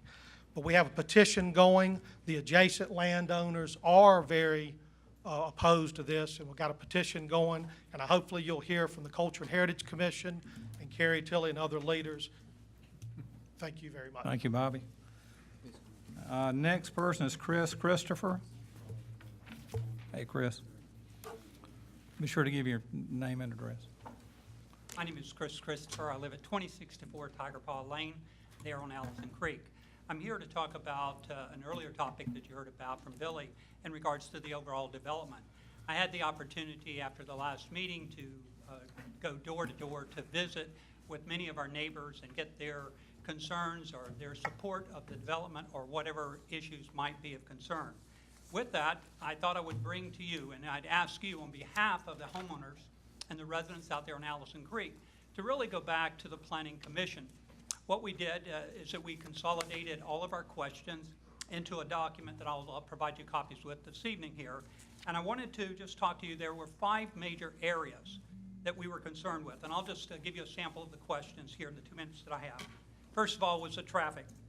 With the projected future population of homes more than doubling on Allison Creek? Were there any traffic studies conducted? Why or why not? In the area of communications, the community involvement, the announcement came like a bombshell to us with no advance notice or public hearings. Why did the Planning Commission not reach out to the local residents for input on the decision? On the environment, what studies were conducted to determine how runoff or sewer systems will impact the lake? You heard Billy talk about earlier some of the impacts and concerns to Little Allison. We all share that with over 600-plus homes on the development. And finally, two topics, perceived conflict of interest. The current planning committee largely consists of developers and real estate professionals. We support them. We support development. But some of the residents expressed concern that a bias exists for increased densities. Were there any discussions of political conflicts of interest from the voting members? Why or why not? And finally, on safety, prior to the decision to significantly increase the population densities, what studies were conducted? And in the event of an order to evacuate the peninsula, will residents be able to completely leave the area? Thank you very much. I appreciate your time. Thank you, Chris. Appreciate it. Next person, Jonelle.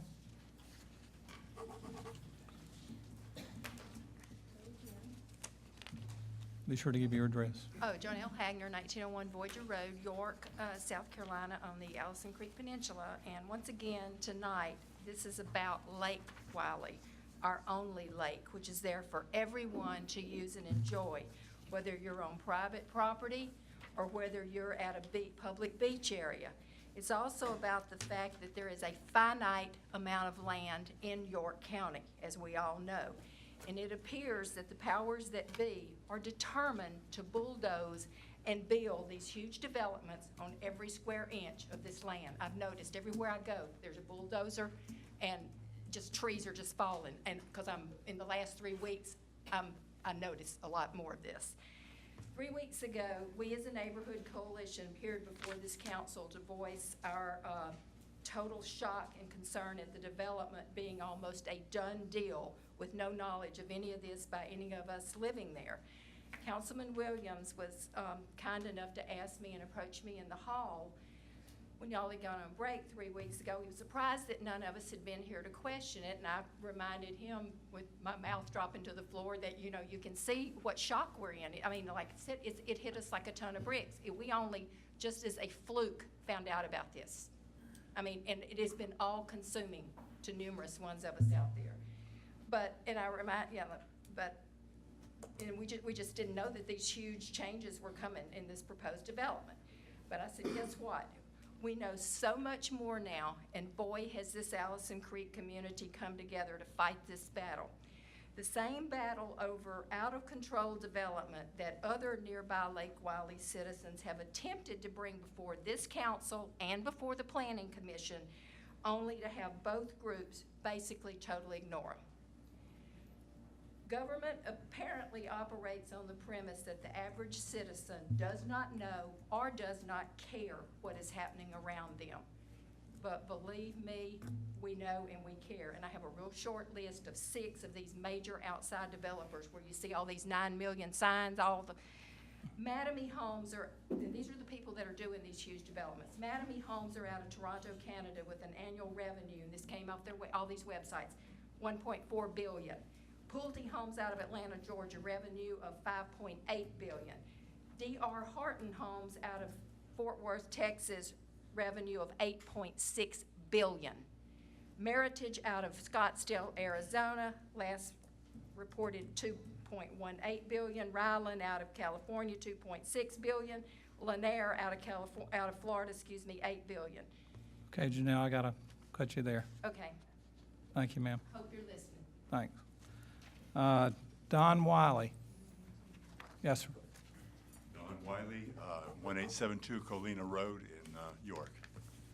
Mr. Hagner did a heck of a job of wrapping up our position on all this. I won't repeat all that, but I want to add to it. My great-grandfather, Walker Gill Wiley, who started Southern Electric in the late 1800s, would be rolling over in his grave if he saw what was going on.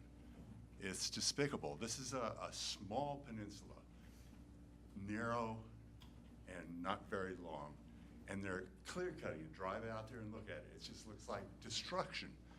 And the lake there, you don't see the birds anymore, the fox, the turkeys. That's all behind us now. And when you stand in the lake, I moved there 7 years ago. And when you stand in the lake, the silt is up 4 or 5 inches. And again, this whole thing, without notice, without due process, I only learned about it three days ago. And we're, like she said, scrambling in hopes to have you reconsider that signature. In 2008, there was an agreement on density, 2 houses per acre. Now, after that agreement was signed by everyone, without any notice, it's suddenly just, summarily dismissed, and now it's 5.4, I guess it is, density. That's going to be shoulder to shoulder. It's going to ruin that lake. It's already dead, the lake, essentially. There's no fishing out there anymore, and that's over the 8 years that I've lived there. And it's definitely going to get worse if you're going to throw 650 more houses out there. It's just unreasonable, and like I say, they just bushwhacked us. They sidelined, they just snuck up on us and without any notice, and so we're hoping that we can have maybe a reconsideration of that agreement, if that's what you want to call it, or at least sit down and answer our concerns before they go forward and start clear-cutting all that and just reducing it to the face of the moon. Thank you for your time. Thank you, Don. Appreciate it, sir. Next person is Ellen Goff. Be sure to name and address. My name is Ellen Goff. I live at 981 Bonham Road in Lake Wiley. Tonight, I'm addressing this council on behalf of the Catawba Riverkeeper Foundation and in opposition to allowing Crescent out of their 2008 agreement with York County, affecting Lakeside, Glen subdivision, and the Little Allison Creek. As advocates for the protection and health of the Catawba River and her lakes and tributaries in this river basin, we oppose any changes to deed restriction conditions originally set out, which will have a negative environmental impact. Unfortunately, Crescent attempted a similar maneuver in Burke County, North Carolina, 18 months ago. It resulted in a lengthy fight in which homeowners opposed to the zoning changes that were tried, they prevailed. It was a long, cumbersome process, one which Mr. Jim Martin with Crescent was involved in, and I understand that he has a role in the current project, so that might be food for thought. There is really a moral obligation for Crescent to honor the deed restriction conditions agreed to in 2008. And this council has a duty to protect the residents of Allison Creek and the surrounding communities, and to protect the waters of the Catawba River for all residents. Thank you. Thank you, ma'am. Next person is, well, I guess, I'll call your names out, but we have a public hearing on what you want to talk about. Charles Stewart. So wait, and that way you don't have a 2-minute limitation. Okay. Okay, because we're having a public hearing. Same for Don, and same for Steve Dixon, and I think one more, Stephen Sibley. Are you, oh, okay. And then, let's see, we have John Lockwood. John, are you here? Lockwood?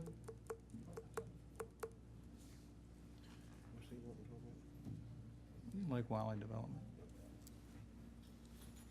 He must have signed up after Okay, I don't guess he's in one of the conference rooms, so next person is, last person is Rhonda Johnson. Yes, ma'am. Yes, ma'am. And is that, okay. John? Long walk, huh? Sorry about that. We're working on enlarging the council chambers in addition to some other things. Do I get a couple extra minutes to catch my breath? I'll give you 10 more seconds. My name is Jack Lockwood. I live at 2137 Brant Road, York, South Carolina. That's out on the Allison Creek Peninsula. And I'm here to talk about the development that is proposed to take place on the Allison Creek Road. I am the president of the Allison Creek Homeowners Association. Excuse me. I'm also a volunteer with the Catawba River Foundation. I'm a cove keeper. My job as a cove keeper is to monitor the health of the river. My wife and I patrol the Little Allison and the Big Allison by kayak, so we can get up close and personal to all of the damage that's being done to the river. So when we ride up and down the river and we see the shoreline, we see a tremendous amount of runoff. This comes primarily from developments that take place up and down the river. So I'm here to support what Billy Hagner showed in his photographs, showing the runoff, showing the devastation, and I can attest that my wife and I can see that every time we go out firsthand. So from this environmental standpoint, I implore you to take another look at what you're about to do. Thank you for your time. Yes, sir. Appreciate it. You did good. You weren't winning at all. Okay, our first order of business in public hearings is to rezone case number 1501, tax map number 4300000002P, rezone property from PD to AGC 1 at 5061 Williamson Road in the Rock Hill community. Anybody here, and I'll give a few seconds break here.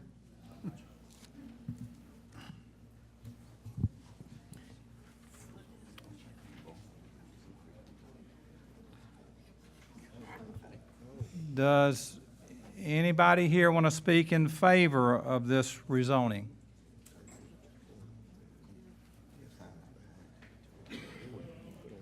Yes, sir. And be sure to give your name and address. I'm Dick Bridges. I live at 882 Myrtle Drive, Rock Hill. I've been a resident of York County for 56 years. I'm here representing Brico LLC, which is a small real estate holding company that's owned by my son. I'm the manager of, and we have 26 acres on Williamson Road under contract. 5 of those acres are in the PD that we're trying to get rezoned to AGC, which would match the additional acreage that we're buying. AGC matches all of the surrounding acreage in that community, and we'd like to take it back to match that and the additional acres that we're buying. We ask your support for that. Thank you, sir. Appreciate it, Mr. Bridges. Yes, sir. Robert H. Walker, again, 5690 Williamson Road, Rock Hill, South Carolina, and wonderful, beautiful Bethesda community. I just kind of want to go on record, I'd already mentioned earlier, but I want to go on record that I don't always oppose rezonings. I am 100% for this one. Welcome, Mr. Bridges and your son to the Bethesda community, and I love to see things rezoned back to where they should have been in the first place. So welcome back to AGC, which is the majority of the Bethesda McConnell's community. And Mr. Bridges will grab a cold Budweiser later. That's one of my favorite beverages as well. Anybody else want to speak in favor? Okay, anybody opposed? Do we have a motion to close the hearing? Motion to close hearing. Second. Discussion? All those in favor say aye. Aye. Opposed, no. Do we have a new motion? Motion that we approve the rezoning from PD to AGC 1. Second. Discussion? All those in favor say aye. Opposed, no. Next rezoning action is first reading and public hearing on case number 1502, tax map number 24400000016, rezone property from AGC to RUD at 856 Old Pickney Road in the York community. Anybody here want to speak in favor? Yes, sir. My name is Dan D'Agostino. That property is owned by Way. I'm the trustee for him. That is a 5.44 acre tract of land. We've cleaned it up. We've demolished an old building on site. What we're asking to do is to rezone it. It would be consistent with the comprehensive plan and allowing this change. So we do request the county council allow us to rezone it. I understand you're talking about the opposition would be the potential density would be inconsistent with that found with the Inman Forest subdivision. Inman Forest subdivision, there are various homes out there. What this would do, we have over 600 feet of road frontage. This would enable us to subdivide that piece of property somewhat. There are no restricted covenants for that subdivision, so there's not an issue of being violating any restricted covenants. We believe it would be and is an appropriate rezoning, and ask the county council to allow us to rezone it. Thank you, sir. Appreciate it. Anybody else want to speak in favor? Anybody opposed? Yes, sir. Be sure to name and address. My name is Charles Stewart. I live at 1300 Inman Lane in York, South Carolina. Inman Forest was developed in 1978 as a subdivision consisting of 13 tracts, and each tract consisted of 5 acres or more of land. At that time, it was zoned as it is now, and you could only put 2 dwellings on each 5 acres. And that's the way the property was sold. And actually, when we bought property in 1978, when it was developed, we had to sign an agreement with the company that we would comply with the existing zoning regulations. So there's 13 tracts of land, and there's 1 tract of land that now someone is wanting to rezone it from AGC to RUD, but it seems like that's unfair and inconsiderate to the other 12 landowners that own the other 12 tracts of land that have been living there for years, and we're comfortable with the rural agricultural setting that we live in, and the population that is there is the density it is. And that's what we're used to, and that's why we moved to a rural. We wanted to be close to city, but we wanted to live in a rural residential setting, and that's what that subdivision was developed for. And it just seems like it would be totally inconsiderate and unfair to the other property owners of the other 12 tracts of land to change this 1 tract from AGC to RUD. And I just wanted to express my opposition to it and appeal to the board that they do deny this zoning change. Thank you for your time. Thank you, sir. I think there were, yes, ma'am.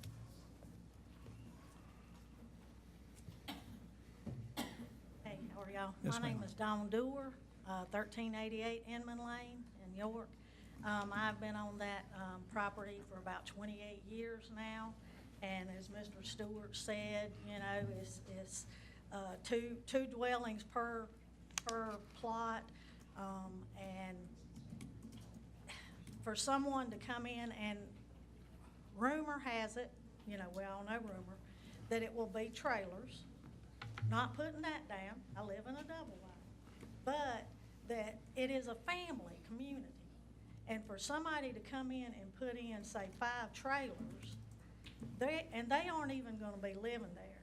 It's not gonna be in their back door.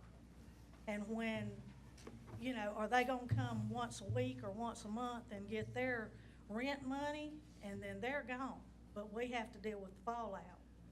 Also, there is a very nice subdivision right up the road, Glenmore Estates at Glenmore, $150,000, $200,000 homes. It's been kind of stagnant with the building, but it has taken off again, and there's quite a few houses, and they're building constantly. They did not know about this either, and I think it would hurt that building, that development, if they knew. I just think it would depreciate the land, and I do ask you, please don't buy that. Thank you. Thank you, ma'am. Yes, sir.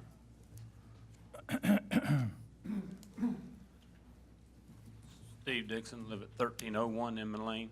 My land actually butts up adjacent to the land that's in question tonight. Yeah, like I said, I moved there in 1995 for the same reason everybody else did. You're close to city life, but you out have land, you know, a little bit of privacy. People ain't all on you I'm raising a family there, and I would like to see it stay like it is now, agricultural, so it can stay 5 acres, you know, 2 lands per 5 acres. So I strongly oppose it being rezoned. Thank you. Thanks, sir. Anybody else opposed? I'm for it. Yeah, we've already passed that point, ma'am. I was just wanting to address what they said. Well, we'd already had, that was the initial part for those in favor. Say what?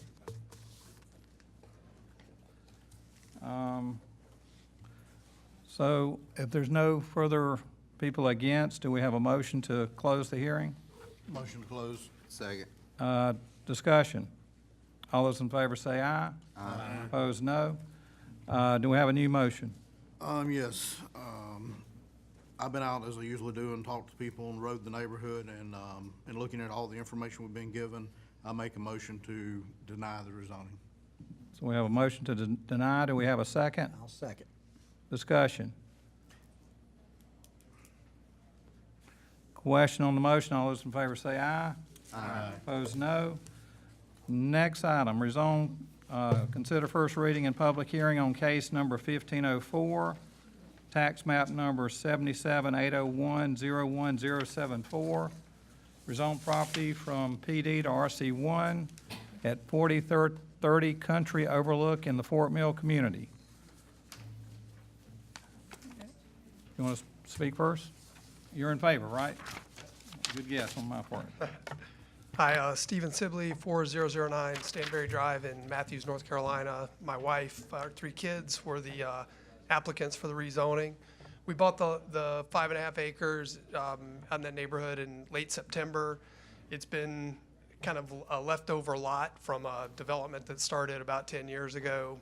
It got disjointed from kind of the rest of the development. And the development has moved into a phase 3, but the PD has moved into a phase 3, but the lands have been sold separately. And so we're trying to rezone the land to RC1, which, as we understand it, is consistent with the other adjacent lands, similar development standards, et cetera, so that we can build a house out there. So happy to answer questions or anything. Thank you, sir. Appreciate it. Anybody else in favor? Yes, sir. My name is Chris Barton, live at 449 Hennon Row in Fort Mill. I'm actually the original developer, developed phase 1 and 2. I understand now phase 3 is being developed. Mr. Sibley's lot is not connected to phase 3. It actually stands off by itself. So, my recommendation is to stand behind him on his rezoning request. Thank you, sir. Anybody else in favor? Anybody opposed? We have a motion to close public hearing.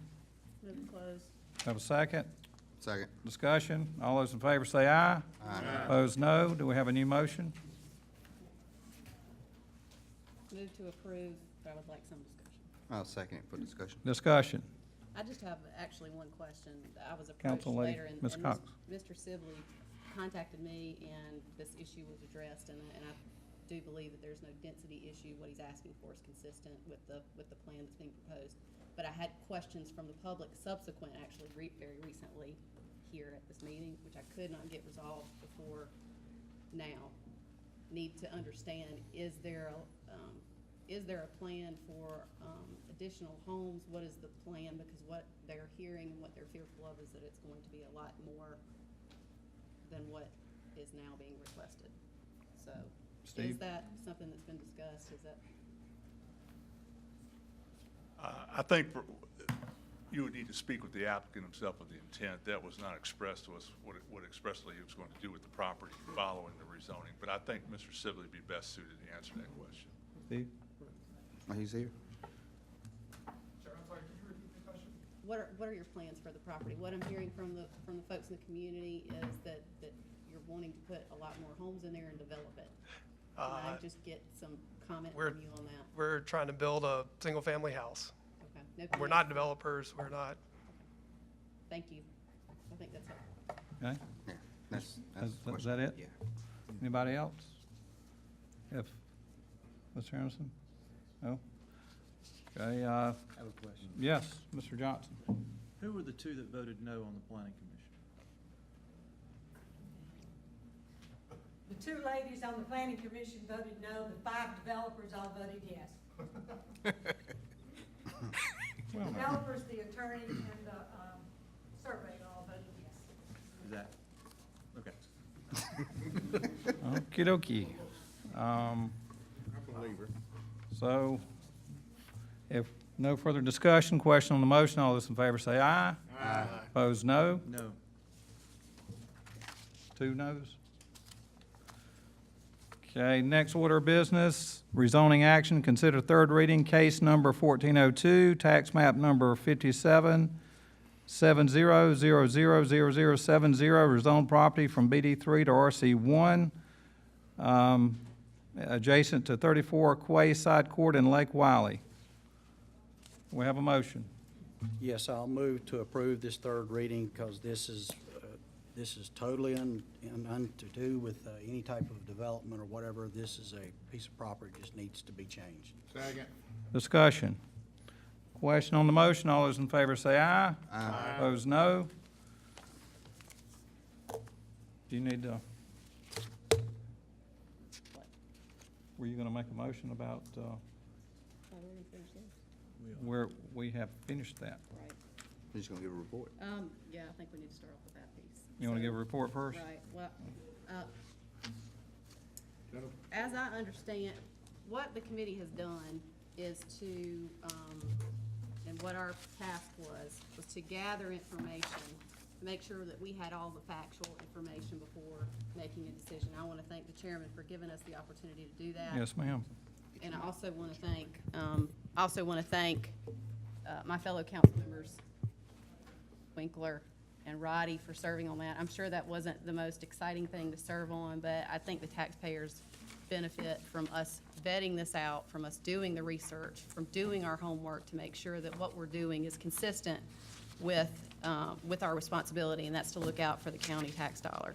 So as we went into, and we tried to be very mindful of our job going into this committee, was to do 2 things. Number 1, gather information and review the county's exposure for the proposed expansion, because as we all have acknowledged right now, this TIF is already in place.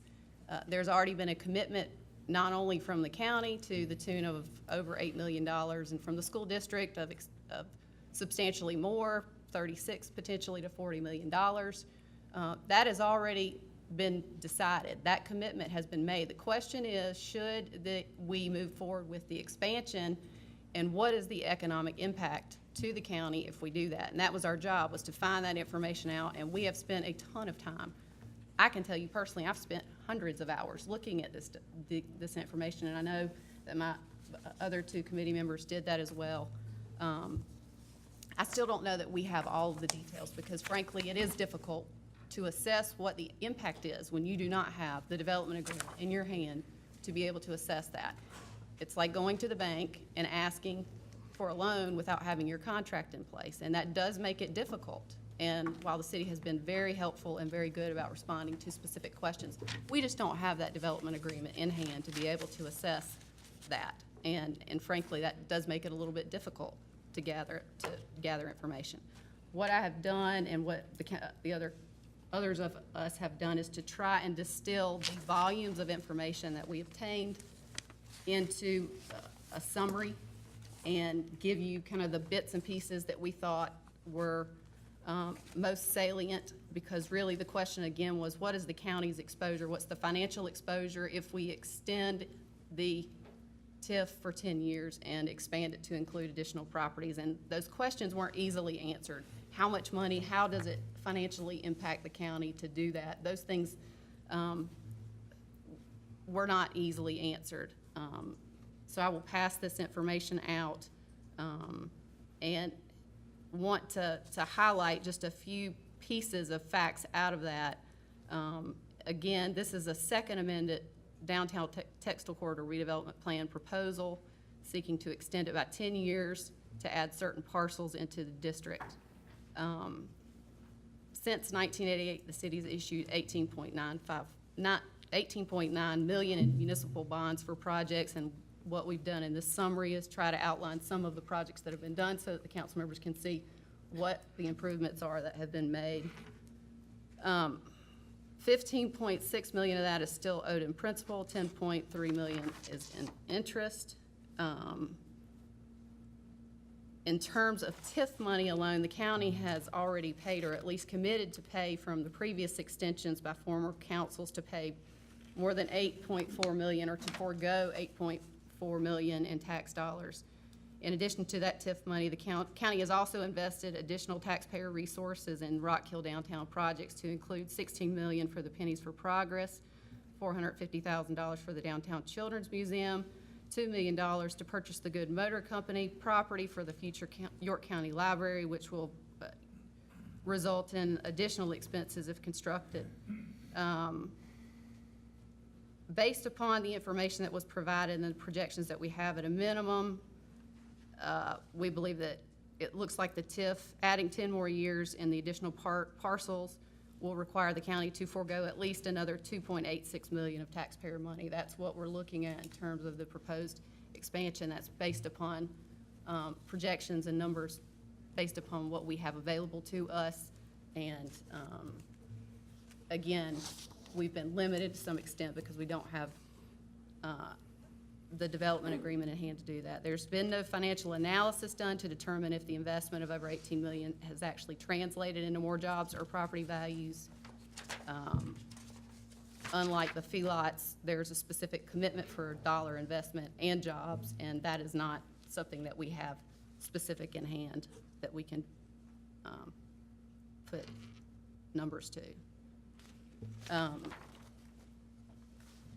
Additionally, there were some concerns about not, and there were several concerns, and what I don't want to do as chairperson of this committee, I don't want my opinions to come across.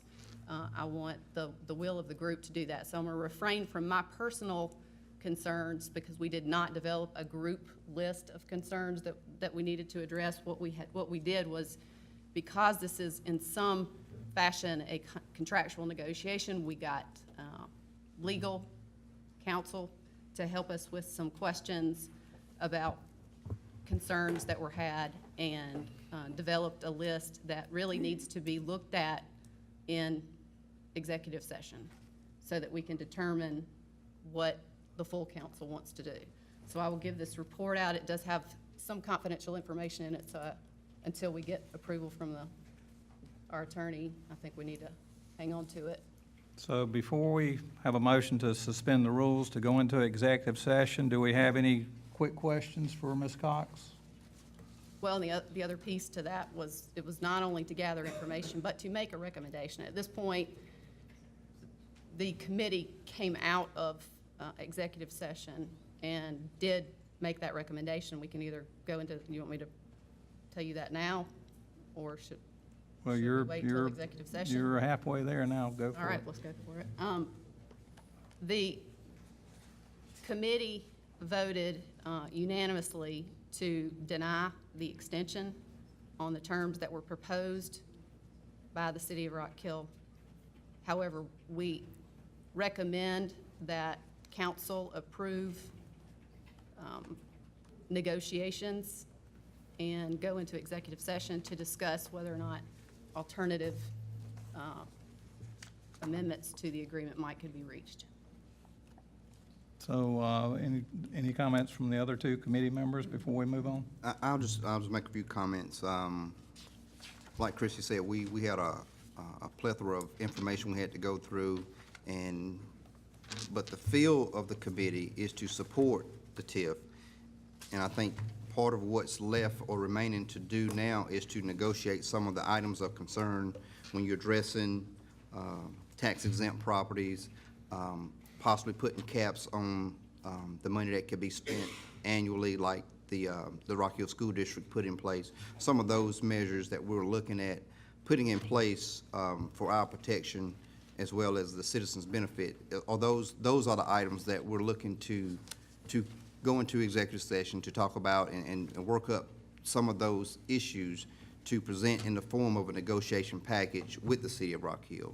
I don't want it to come off as if the committee didn't or don't support the TIF, but we the words were chosen very, real carefully, to word it such that allows us to negotiate some of the items. The will of the committee as a whole was to support the TIF, but the wording, I don't want anyone to get off track with the wording of denying the TIF, but we want to enter a negotiation phase with the city of Rock Hill to work on some of these questionable items that has been raised by the citizens as well as some of the information we've received. You agree with that, Robert? Very quickly, yes. The majority of the committee voted to support not the agreement as it was presented, but to support a TIF agreement and to move forward with the finer negotiations of what needs to be done. So, Okay, if there's no other questions, let's go ahead and have a motion to suspend the rules and go into executive session to get some more input from our county attorney. I make a motion that we suspend the rules to go into executive session to receive legal advice concerning the TIF and other related matters. So since we, okay, any discussion? Question on the motion, all those in favor say aye. Aye. Those no, we're going to clear the room and then go ahead and get started. Let's have a motion to reconvene. So moved. Second. Discussion, all those in favor say aye. Aye. Those no. Do we have a new motion? Yes, I make a motion. I move to initiate, did someone say, wait a minute? You slow down so Christie can hear you. Karen said, wait. Okay, well, Karen's, let me go ahead and put it in the record, because our clerk to council is exactly correct, and thank goodness she's here to keep us straight. So the next item, council to consider authorizing the amendment of the intergovernmental agreement by and between York County and the city of Rock Hill regarding the Rock Hill Downtown Redevelopment Plan, Textile Corridor Tax Incremental Financing District. Do we have a motion? I make a motion to move to initiate the amendment process of the intergovernmental agreement by and between York County and the city of Rock Hill regarding the Rock Hill Downtown Redevelopment Plan, known as the Textile Corridor Increment Financing District, through the adoption of an appropriate ordinance and an amended agreement negotiated by the county manager and the county attorney on behalf of council. We have we got a second. Discussion. Yes, sir. Mr. Roddy. I just wanted to make a couple of quick comments. I know we had several people come up before we actually started the meeting, and you know, it's tough to sit up here and hold your tongue when people make comments that you know are not true and comments directed at certain individuals. So it's real tough to sit up here and take stones being thrown at you. And you know, one gentleman got up and kind of referred to the process and referred to Chicago politics, in which I think that was totally a disrespect to myself and other council members who put so much time and effort into this process. I don't want anyone to think that those negotiations prior to the TIF conversations, that I didn't support it. It was just some things that I felt that needed to be addressed that was pertaining to my district and some of the things that my constituents were going through. But I've supported the TIF all along. I support the vision of it. I support the economic development component. I support the job initiative behind it, growing the tax base, all of it. Because one thing that hasn't been mentioned, if we don't do anything, we get nothing in growing the tax base. And I can imagine taking that whole area and just putting residential housing there. That would be a devastation to the city services, our school districts, and many other options that could be besides, you know, this initiative sparked by the city and some of the public-private partnerships that exist now. I think when Lee Gardner got up and mentioned his family trust situation, how having that vision of going out to Dave Lyle when nothing was there. And I think the same thing is true with the downtown area. You know, you have to have a vision when you're looking at doing these types of projects. You know, you go down to Columbia, you see the Vista. You go to Greenville, they've done it. You go to Raleigh-Durham, they've done it. So the success has been proven. You know, we heard people stand up and say how different TIFs has failed in different areas. Forbes listed the one in Greenville as one of the top, listed as a top rejuvenated area in the country. You know, we're looking at bringing the same initiative here to York County. I think I had sent Karen a picture that she wasn't able to pull it up, just to look at the beautification and the transformation that these TIFs are able to provide some of our blighted areas. And I think the city of Rock Hill and other invested interests are looking to bring that same energy to downtown Rock Hill. You know, we all take elaborate vacations and spend thousands of dollars to go in places that look nice and function well and support the community. This is an opportunity for this area to be one of those cornerstones in the Carolinas that people come in and have, whether it's restaurants, housing, businesses, jobs, the whole nine, the landscape, the tourism factor, all that exists when you're looking at what we're looking to do with this TIF and support the downtown area. And like I said, it's kind of, it gets to some point of being disrespectful when people get up and make these kind of comments, knowing the time and effort we've put in, and we've done hundreds of hours, you know, putting in to make sure we're trying to do the right thing. We don't always get it right, and hopefully now that we're starting to move forward in this negotiation process, we can start to see a little more energy come alive, that the community get behind the project a little more, and hopefully one day when it's all said and done, this is something that this council and future councils can be proud of, and definitely the ones that initially put this TIF in place back in the late 80s, I think it was, to get this thing going. But we can all sit up here and run a business with a negative tone, which won't be successful. We can be on council and have a negative tone, which won't foster any kind of positive growth in our community. We always try to, you know, it says a lot about a person when you look to find ways to make something happen, or you find ways to stop something from happening. And I think I'm one of those ones who look for ways to make something happen. Regardless of how good or bad, you always want to have a positive outcome. But it's just, I'm excited about the possibilities of what's coming, even though this is my district. It's where part of it sits in my district. I'm excited about those opportunities, the jobs and everything. But it's just good to see that now we're starting to move on to a negotiation phase, that we can iron out some of the differences, address some of the concerns as a full council, and hopefully move on, and this thing will be one of the shining stars here in York County.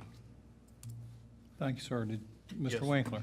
Just quickly, I wanted to say, as part of the committee, I've said all along that I think TIFs and fee in lieu ofs are necessary evils in this state with the taxing environment that we have right now, with property taxes and things. But I think they are something that needs to be managed and done properly, and that's why, you know, I'm voting, you know, I made seconded the motion to move forward with this. The county attorney and the county manager have some issues that we, you know, wanted to negotiate along the way with this, but I think it's something we can work through. So. Thank you, sir. Ms. Cox? I think I would just like to say thank you to all the folks that came out and spoke. I want to assure everyone who is here that what I do is to look at the facts. And I've spent a lot of time looking at these facts and putting together this information. And this is not a negative attitude. This is just like, especially Mr. Close and Lee Gardner respect their business decisions. This is one of those places where we have to ensure that what we are spending it on is translating it into the best benefit to the taxpayer. That's my job, is to look from the taxpayer and a good steward of the dollar. And I'm thankful for the committee. I think we've done an excellent job of pulling together that information, and this next step is going to be to authorize negotiations to see if there's a way to resolve those and get moving forward with it. I view this as a positive because we are doing the necessary work that has to be done on all angles. You know, a lot of folks asked me when I went to be a lawyer, even my daughters said, why would you, I don't do criminal law, but they would say, how could you ever represent someone on the defense side as a criminal lawyer? And I said, well, I've been through that process, and what you have to have is you have to have every part doing their part, the best that they can possibly do. You need to have the defense attorneys doing their job, the prosecutors doing their job. If it gets out of whack, then the wrong result is reached. But if you have everyone doing their job, looking out for what they're supposed to be looking out for, then the right result will hopefully be reached. And I do think that that's the case here, is that we have our chamber that's out. We have a very strong chamber. I'm very thankful for the job that they do for our community. I'm thankful for the city of Rock Hill. I appreciate what y'all do for our community.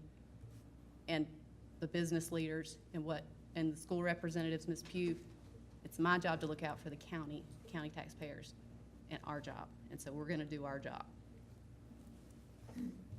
Mr. Johnson? I normally don't comment during procedural votes, and this is simply a procedural vote. We're not actually voting on anything other than to allow the county manager and the county attorney to begin negotiations on a contract agreement based on some ideas that we have. I am certainly not 100% committed towards this TIF if I don't see some significant changes that I have requested to be made. Like everyone, I was given a package tonight, and I haven't had a chance to get through it, and that's what I'll do over the next 2 weeks, is I'll go through that and look forward to seeing a package from our attorney and our manager, which hopefully will reflect the will of the council. Thank you. Mr. Anderson? I just want to make it clear, and I guess I got lost in the wording. Just want to make sure that as is, in no way we are accepting as proposed. Is that correct? Is that what you said just a minute ago? Mr. Kendra? That's correct. We'll, if the vote passes affirmatively, we'll be negotiating amendments to the agreement, and that will be reviewed by council through an ordinance process. I just simply want to make it clear, I in no way want to accept as is, the way it is right now. So if you have a unconventional TIF program, then there's a possibility, if you can hold feet to the fire and you can have measurements and you can have benchmarks and so forth, and specifics, caps, so forth, the whole 9 yards. I'm open-minded enough to consider that, but up until now, I would rather not. So, but I will go with negotiations, being that it very well could pass. I would rather make sure to look out for the county's money if it's going to pass. Mr. Williams? I think the only thing, I agree with Mr. Johnson, the only thing I'd like to say at this point is thanks to the work the committee's done. I know y'all have done a whole lot of work you provided. I appreciate the summary that you've given us. Needless to say, I haven't had a chance to read it, but I do intend to as part of this process. As you say, this just initializes the process. And I appreciate the work you have done, the work you're gonna continue to do, and then we're gonna be working along with you just as hard now. So thank you very much. If you'd like more than a summary, we have several thousand pages. I'm sure you do. No, the summary's good. I do want to say, though, that this is, I think, a great example of government the way it should be. I appreciate Paul and Reagan and the citizens getting involved. I preached for that when I was on the school board, and I still don't think that occurs much. But I think this is the way it should be. I appreciate the city getting involved so thoroughly, because I think this is a great opportunity for the city. I envision Rock Hill's version of the Research Triangle. I think we have great opportunities here. I think we ought to reach for the stars. And I think at the same time, we can negotiate an agreement that protects the taxpayers and allows this to take off to the level that it needs to take off to. And that being said, question on the motion, all those in favor say aye. Aye. Those no. Thank you again for coming in the presentation and all the support, and the other people that gave all the sides. Next item, consider a proclamation recognizing April 2015 as National County Government Month. Can we have a motion and a second, and I'll read it into the record?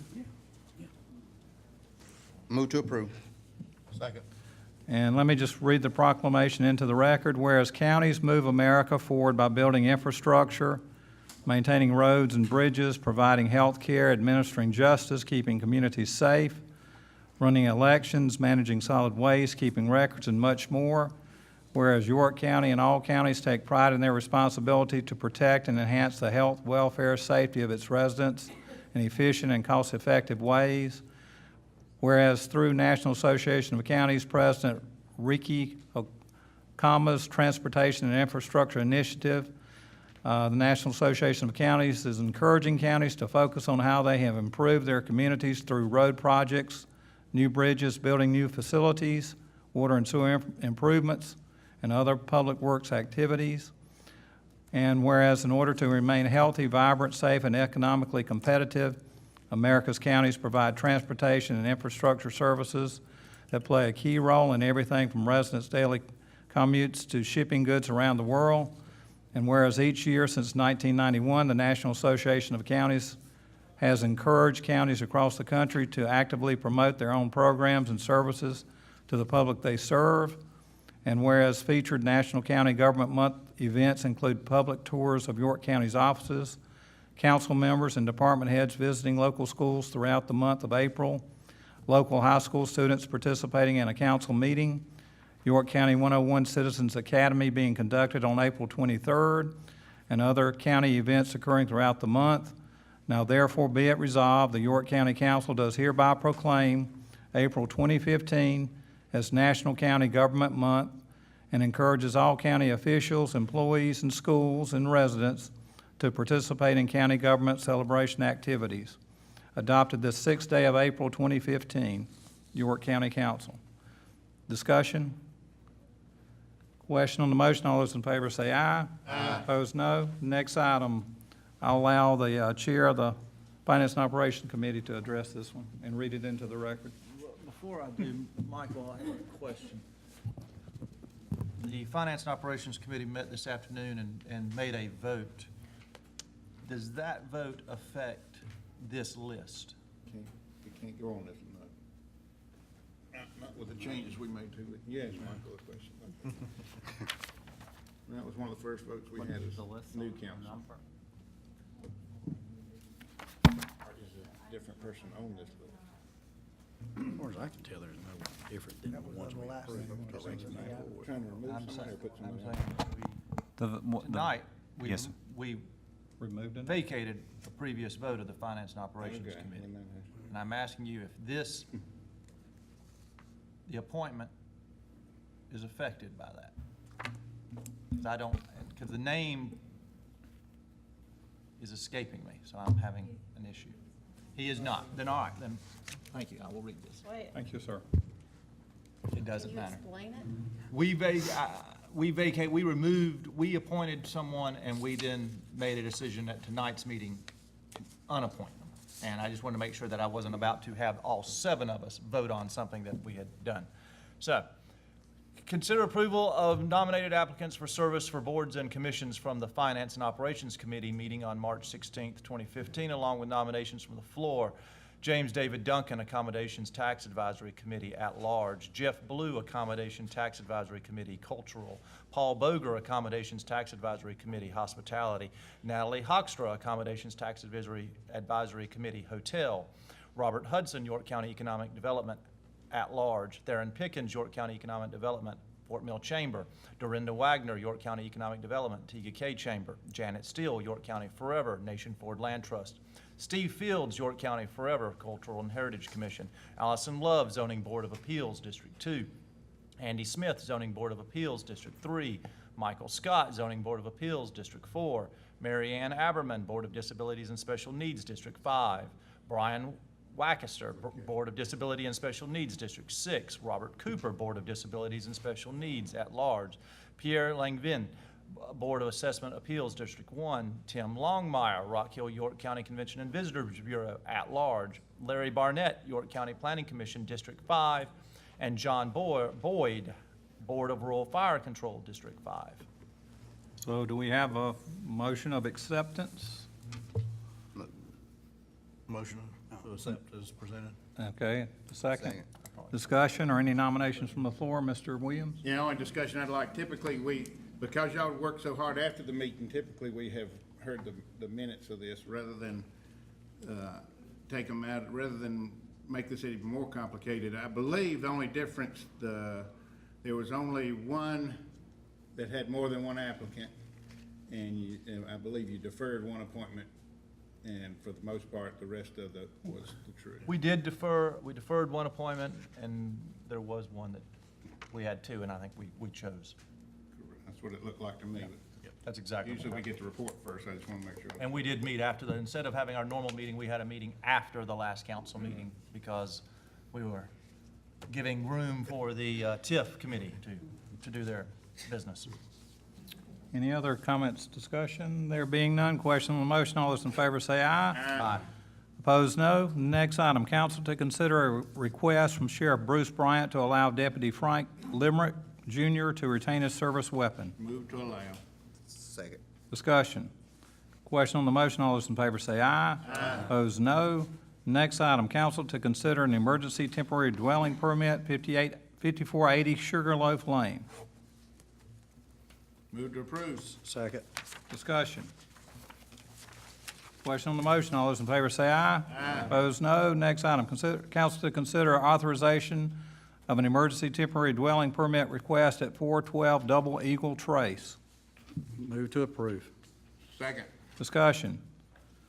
Question on the motion. All those in favor say aye. Aye. Opposed, no. Next item, council to consider first reading of an ordinance entitled to further amend an ordinance entitled to establish operating and capital budgets for the operation of the county government of York County for the fiscal year commencing July 1st, 2014, to provide for grant funds from the South Carolina Power Team for the purpose of funding additional appropriations for the Western Speculative Building, and to provide for other fiscal matters related to county government.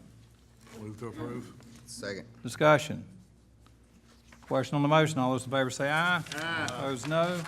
Next item, Sheriff's Office requests authorization to apply and accept, if awarded, a Paul Coverdale Forensic Science Improvement non-matching grant in the amount of $43,000 from the Department of Justice. Move to approve. Second. Discussion. Question on the motion. All those in favor say aye. Aye. Opposed, no. Next item, the Sheriff's Office requests authorization to apply and accept, if awarded, a non-matching grant in the amount of $100,000 from the National Institute of Justice. Move to approve. Second. Discussion. That's for DNA. Thank you, sir. Trying to move it along. Yes, sir. Question on the motion. All those in favor say aye. Aye. Opposed, no. Next item, consider accepting the grant award for York County Access 5311 funds and SMTF for financial year 2015-2016, and committing to provide the required local match from York County General Funds in the amount of $46,844. Move to approve. Second. Discussion. Yes. Yes, sir. I'm gonna be supporting this tonight, but I do have some concerns that I want to see addressed when we renegotiate this contract next year. It does come up for, I believe, renewal in summer of 2016.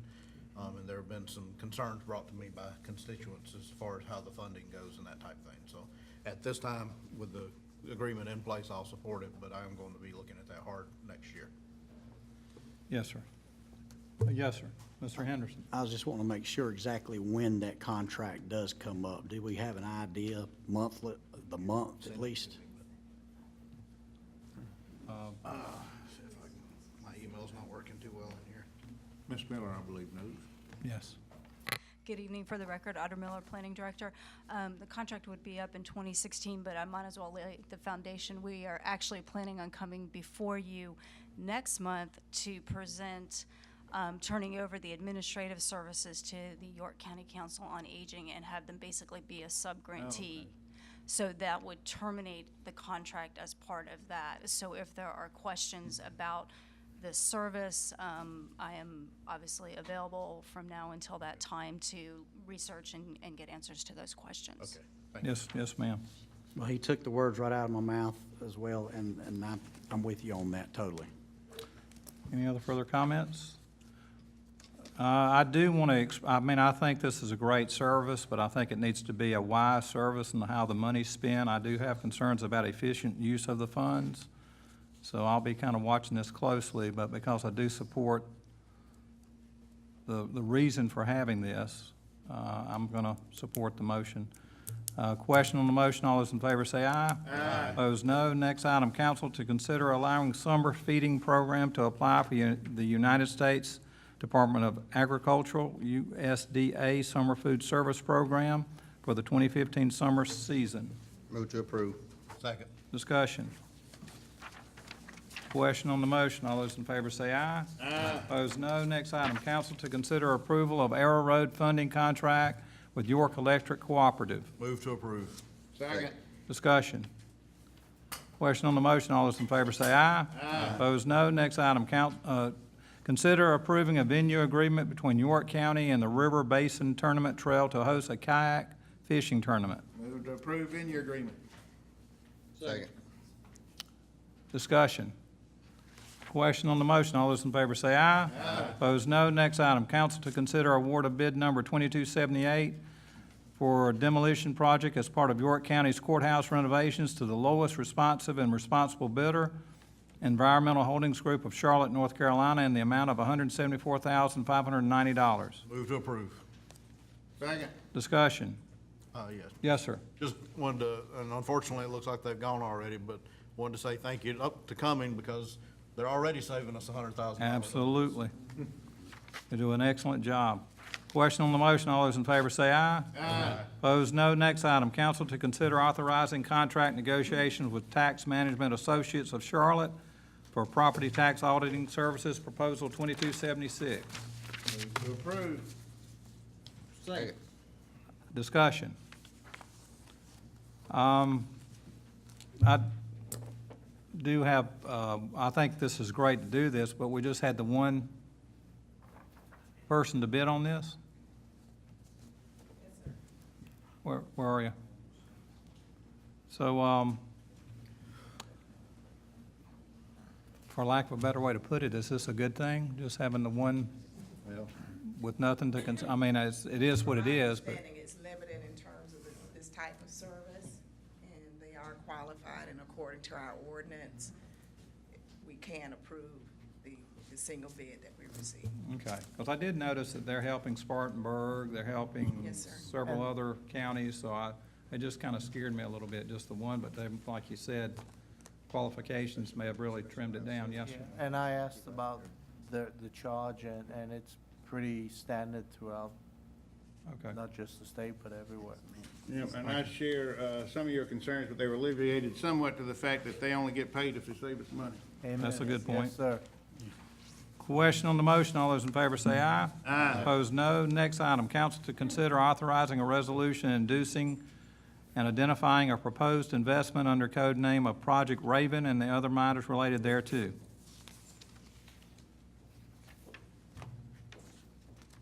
move to consider authorizing a resolution, inducing and identifying project investment, codename project.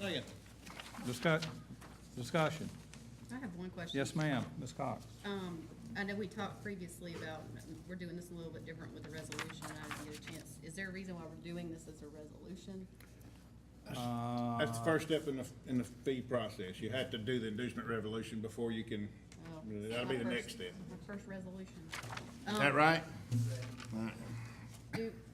Is there, in terms of the new employments, do we ever find out, are these actual new employees that are gonna be hired from York County proper, not just moving? In terms of their estimate, it's 23 jobs, and who they hire from where is free market. We don't track that in any form or fashion. Where they came from or living. I guess what I'm trying to get at is, do we ever try to determine that we are hiring new people? And that those people are here in York County, it's not moving someone to get a tax benefit and the employers are, we do that. You do track whether they're in county or you kind of get a number there. Mr. Chair. Yes, sir. Just want to mention that in most cases, as far as the average of the numbers, usually will end up being within 20 or 30 minutes of the place of work. But it would be nice to know those figures as well to see exactly what they are.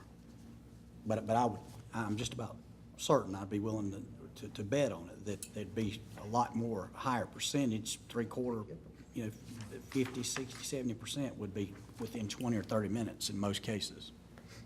And the net, as I understand it, the net tax ratio is 6%. That's with all things considered. They're still gonna pay the 6%. Correct. Any further questions? Yeah. Question on the motion. All those in favor say aye. Aye. Opposed, no. Next item, request authorization to accept a state rural infrastructure grant for site certification of York County Westgate Industrial Park Rural Infrastructure Grant, SP 40, York County, in the amount of $33,250. No local matches required. Move to approve. Second. Discussion. Question on the motion. All those in favor say aye. Aye. Opposed, no. Ms. Miller? She's Director of Planning and Development, to provide an update on the public meetings regarding zoning ordinance revisions. This is just FYI? Is that correct? Yes. Okay.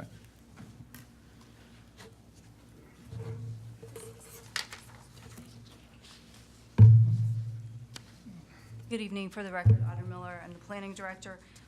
Thank you for hearing this tonight. I know you've had a long meeting so far. I'd like to tell you it's going to be very quick, but I've got a lot of information to give you and some. I'm sure it'll be fun. It will be. It will be. We decided to come back and present the information after the public meetings for a couple reasons. One being we have a couple new council members since the motion was made in October, providing us direction on how to proceed on what was the Lake Wiley Overlay District, and also you have a new planning director, and so I'm coming in sort of midstream as well. So this was the motion that we, the planning department, were operating under, and as you can see, it says motion to end further readings regarding the Lake Wiley overlay, and for staff to begin the process to amend the planning process for York County per the timeline discussed at tonight's meeting, with the exception of moving the effective date to August 1, 2015. So we went into the meetings stating that any proposed revisions would be for the entire county, that it wasn't going to be just for one area of the county. So what we need input from the council on is we need to confirm the revisions should apply to the entire county, and then the categories and extent of the revisions that have come out requested from the public meetings that you would like the planning department to move forward on. So there were 3 public meetings that have occurred over the last couple months. The first one was in Rock Hill. It was February 23rd, and we had approximately 9 attendees. The second was in the Lake Wiley area. That was March 15th, and we had approximately 50 attendees. And the last was Fort Mill on March 9th, and there were, I'm sorry, that should be March 19th, I believe. I think I have the day wrong. And there was approximately 60 to 75 attendees. That meeting was held at the library. It wasn't large enough, so that's why those attendees may be a little off, because I don't think everyone signed in. The input we received was primarily from the general public, based on the sign-in sheets and the people that spoke. I did not get any input per se from property owners or the development community. There was definitely a lack of understanding of the purpose of the meetings and what we were trying to present. There was a lot of confusion about the comp plan versus zoning ordinance revisions, and people were just very confused about the whole thing. And so we did try to clarify it, but I'm not sure we were that successful on that issue. For that reason, we are scheduled to have a future meeting. It is set for April 14th at the Springfield Elementary School from 6 to 8. What staff tried to do is we tried to narrow down the topics that we were trying to get input from the public. So we had 5. We presented, it wasn't really a recommendation, we presented the topic of better distinguishing the permitted uses between zoning districts, specifically residential, because they're very close on what's allowed today. Potentially establishing density maximum within residential zoning districts, because we do not have that today. We also presented residential density bonuses based on greater open space given by property owners or developers, increasing connectivity between developments, and then improving traffic impact analysis code provisions. What we received as far as public input, I grouped it as much as possible. These were the main comments we got. They wanted net residential density. They wanted to exclude open space infrastructure and what they were calling non-buildable or non-developable areas. Larger lot residential development. They wanted an increase in open space. They wanted no apartments or no apartments in undefined somewhere else.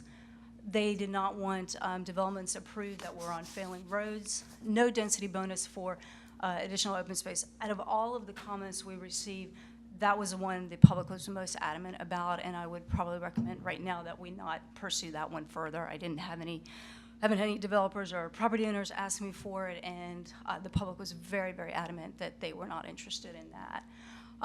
They also asked to stop development, pass impact fees, issue a moratorium, time development with road improvements. And then this one probably generated the second most amount of comments.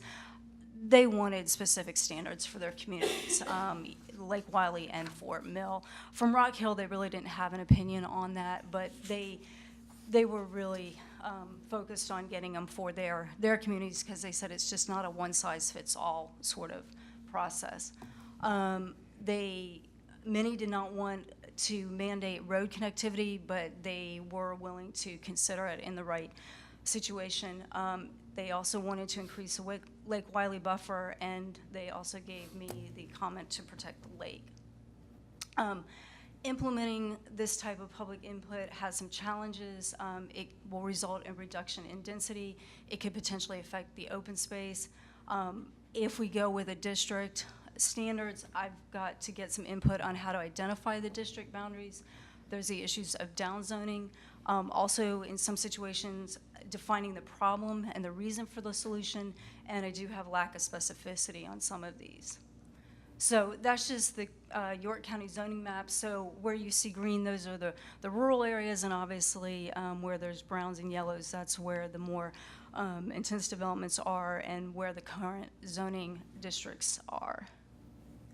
So in taking an example of what the public input would result in, I took the RD1 zoning district, and the reason for that is there's so large RD1 zonings up in the Lake Wiley area. So currently, if a development came in and it was 100 acres under what we do, which is gross density, they would be required to have 20 acres of open space. It's a 20% requirement. A general rule of thumb that I've gotten from the development community over the years is anywhere between 18 and 25% of your development is for infrastructure, so you're not going to build on it anyway. It's roads, detention ponds, things like that. So I use 20 acres for this analysis. So that would leave 20 acres for the residential development. These are our minimum lot sizes per code. So based on what our minimum lot size is and how you would calculate the development, the theoretical density is 7.7 units per acre, and that would be 1 acre divided by 5,600 square feet for a minimum lot. That's not possible because, again, you have to take out open space and infrastructure. So the practical density, once you do that, is 4.6 units per the acre. Based on staff experience and specifically mine, I have not seen a single-family detached residential development at more than 4 units per acre. That's pretty much maximum that you're going to get. What they have been seeing here typically, I talked to the staff because obviously I've only been here 10 weeks, we're typically seeing a density of 1.5 to 2 units per acre. So going with that, you would have 150 to 200 units based on that development scenario. With what the public input received, if you did the net density, basically you have the same sort of calculation, but you take out the infrastructure and the open space before you ever calculate the density. So in not going through theoretical and practical, I stayed with the 1.5 and 2. Based on that, you would have a maximum number of lots of 90 to 120. So you would see a reduction of 40% on the number of units that you yield from the property. This could be affected too because they were also asking for us to change the minimum lot size so it could be anywhere from 8,000 square feet or up to a ½ acre, and that could potentially reduce the yield as well. I did not do apartments because that is just a very difficult calculation to do because there's so many scenarios with it. Basically, the standard we have is for apartments, you got to have a minimum of 2 acres, and then there's a height limitation. So I couldn't do how many units you would get based on just that. So they also brought up the permitted uses. Currently under under RD1, you can have single-family apartments, condos, duplexes, townhomes, and patio homes. The requested code revisions, they were definitely fine on single-family.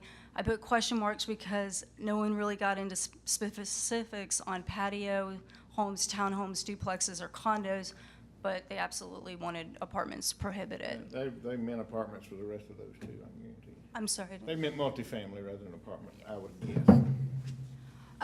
So that leads me to some of the practical issues involved for staff moving forward.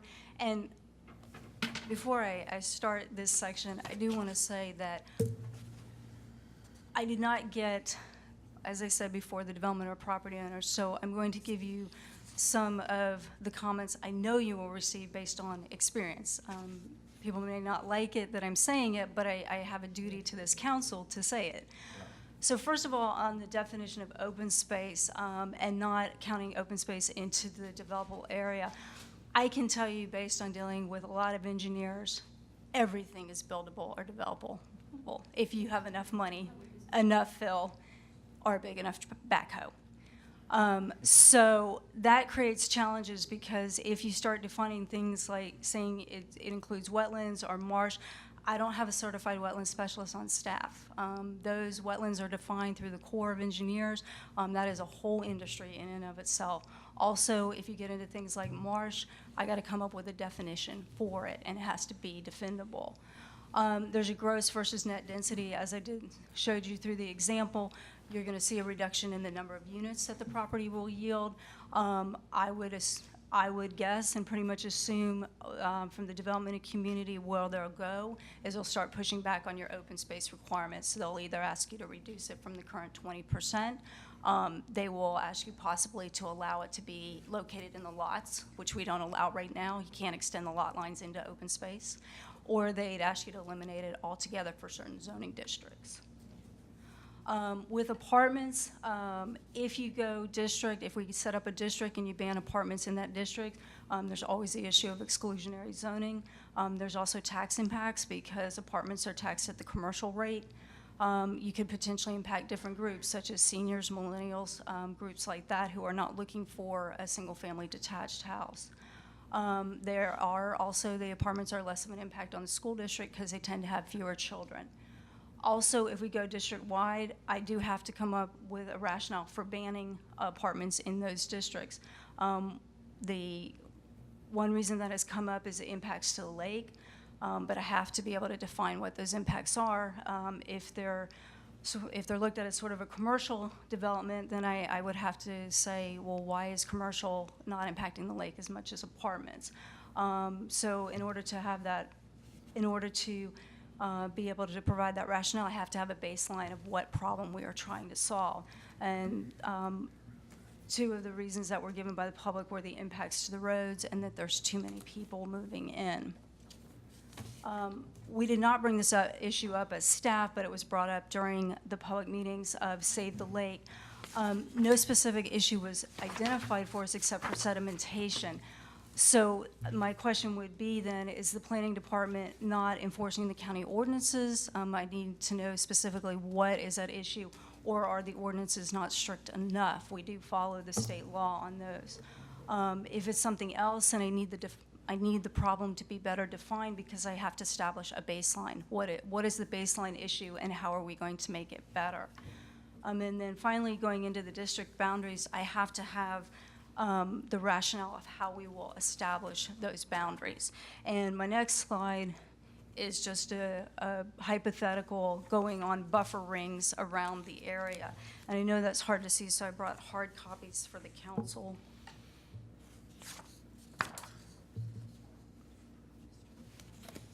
Looks like.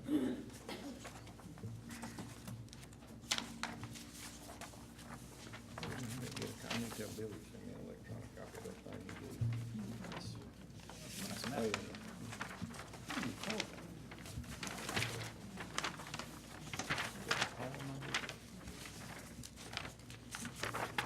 So what we did is we put a boundary around using the lake elevation, and we did a 1/4 mile, 1/2, 1 mile, 3 miles, and 7 miles. And then what I also did for the council to see, and this is just for discussion purposes and just FYI, is we put also the April 2015 rezonings that will be on the Planning Commission agenda.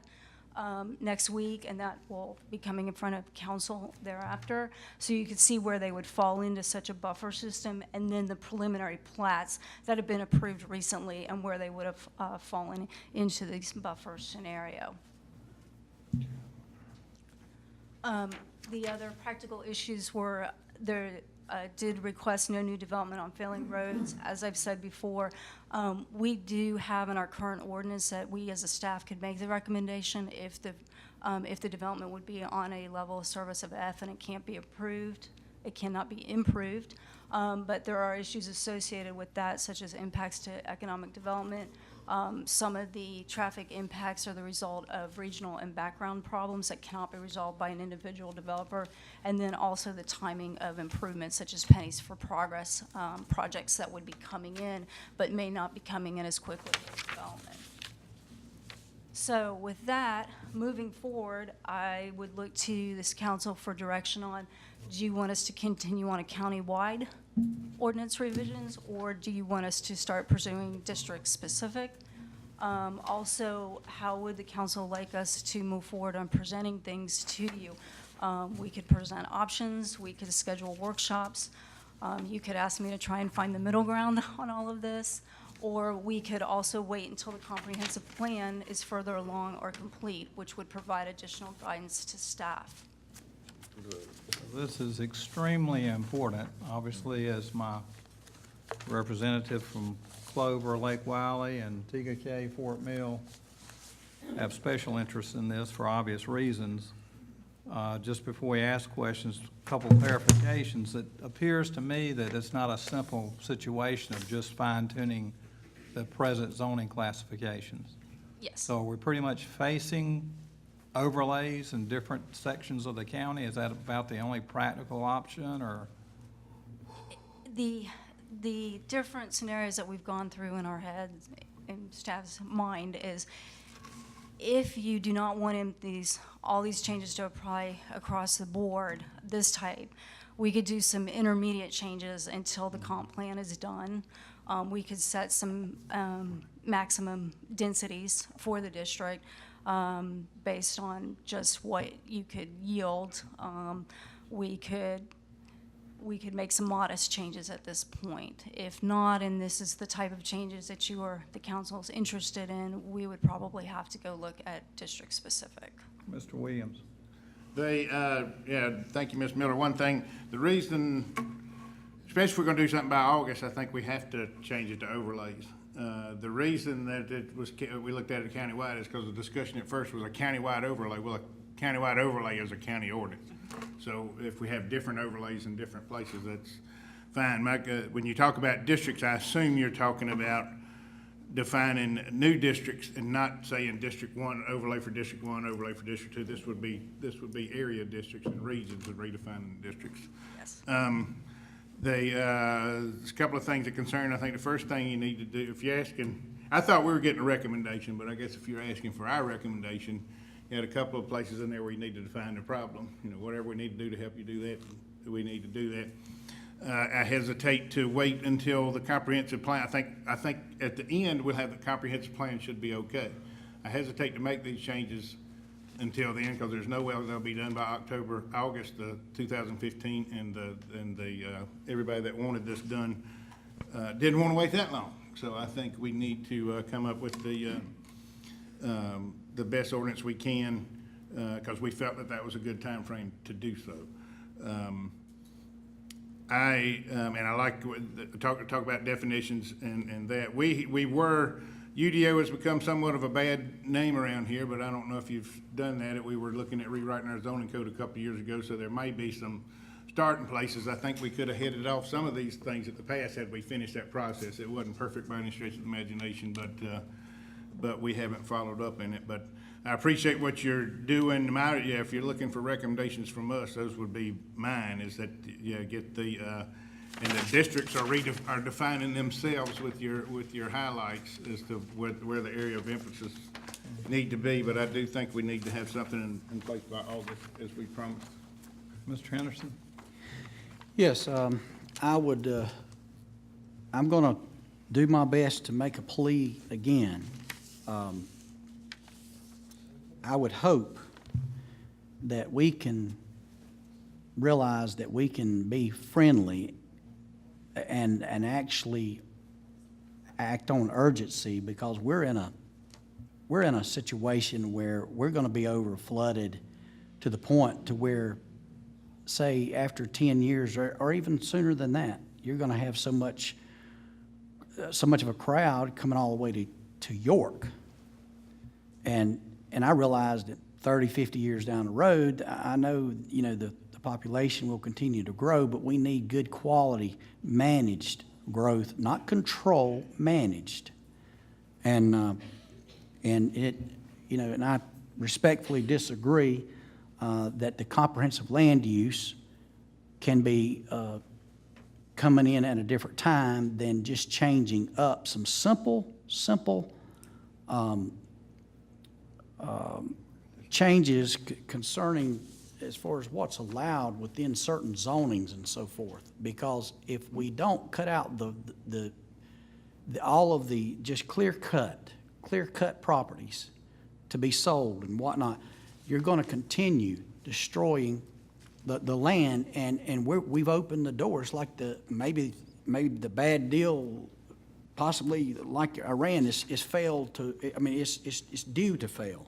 So if we don't do something and take action as far as 3 or 4 things, just simple things, as far as lowering the density, consider impact fees, and if we have some type of overlay, let's make sure it's legal proof to where there's no more questions anymore, and we don't have to be afraid of everything under the sun and everyone that threatens this, that, and the other.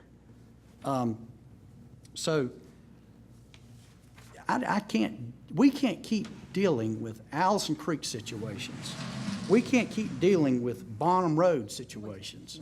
We can't keep dealing with these other situations where we're having, it wasn't long ago that folks that I've heard that used to be on this council regrets that they allowed multi-level, multi-family housing within 2 or 3 miles of the water. Well, and like a few years ago, we had the lot size. No problem with you lowered, but there's a big problem when you go back. So why not correct some of our mistakes? Why not correct some other things that other people made? We can do it. And again, it's so obvious. I went around your bypass yesterday. That just blew me away. I thought I had a problem. But folks, if we don't, I'm looking for some type of disaster locally, like your big dust bowl, a local dust bowl possibly, but filling up the lake.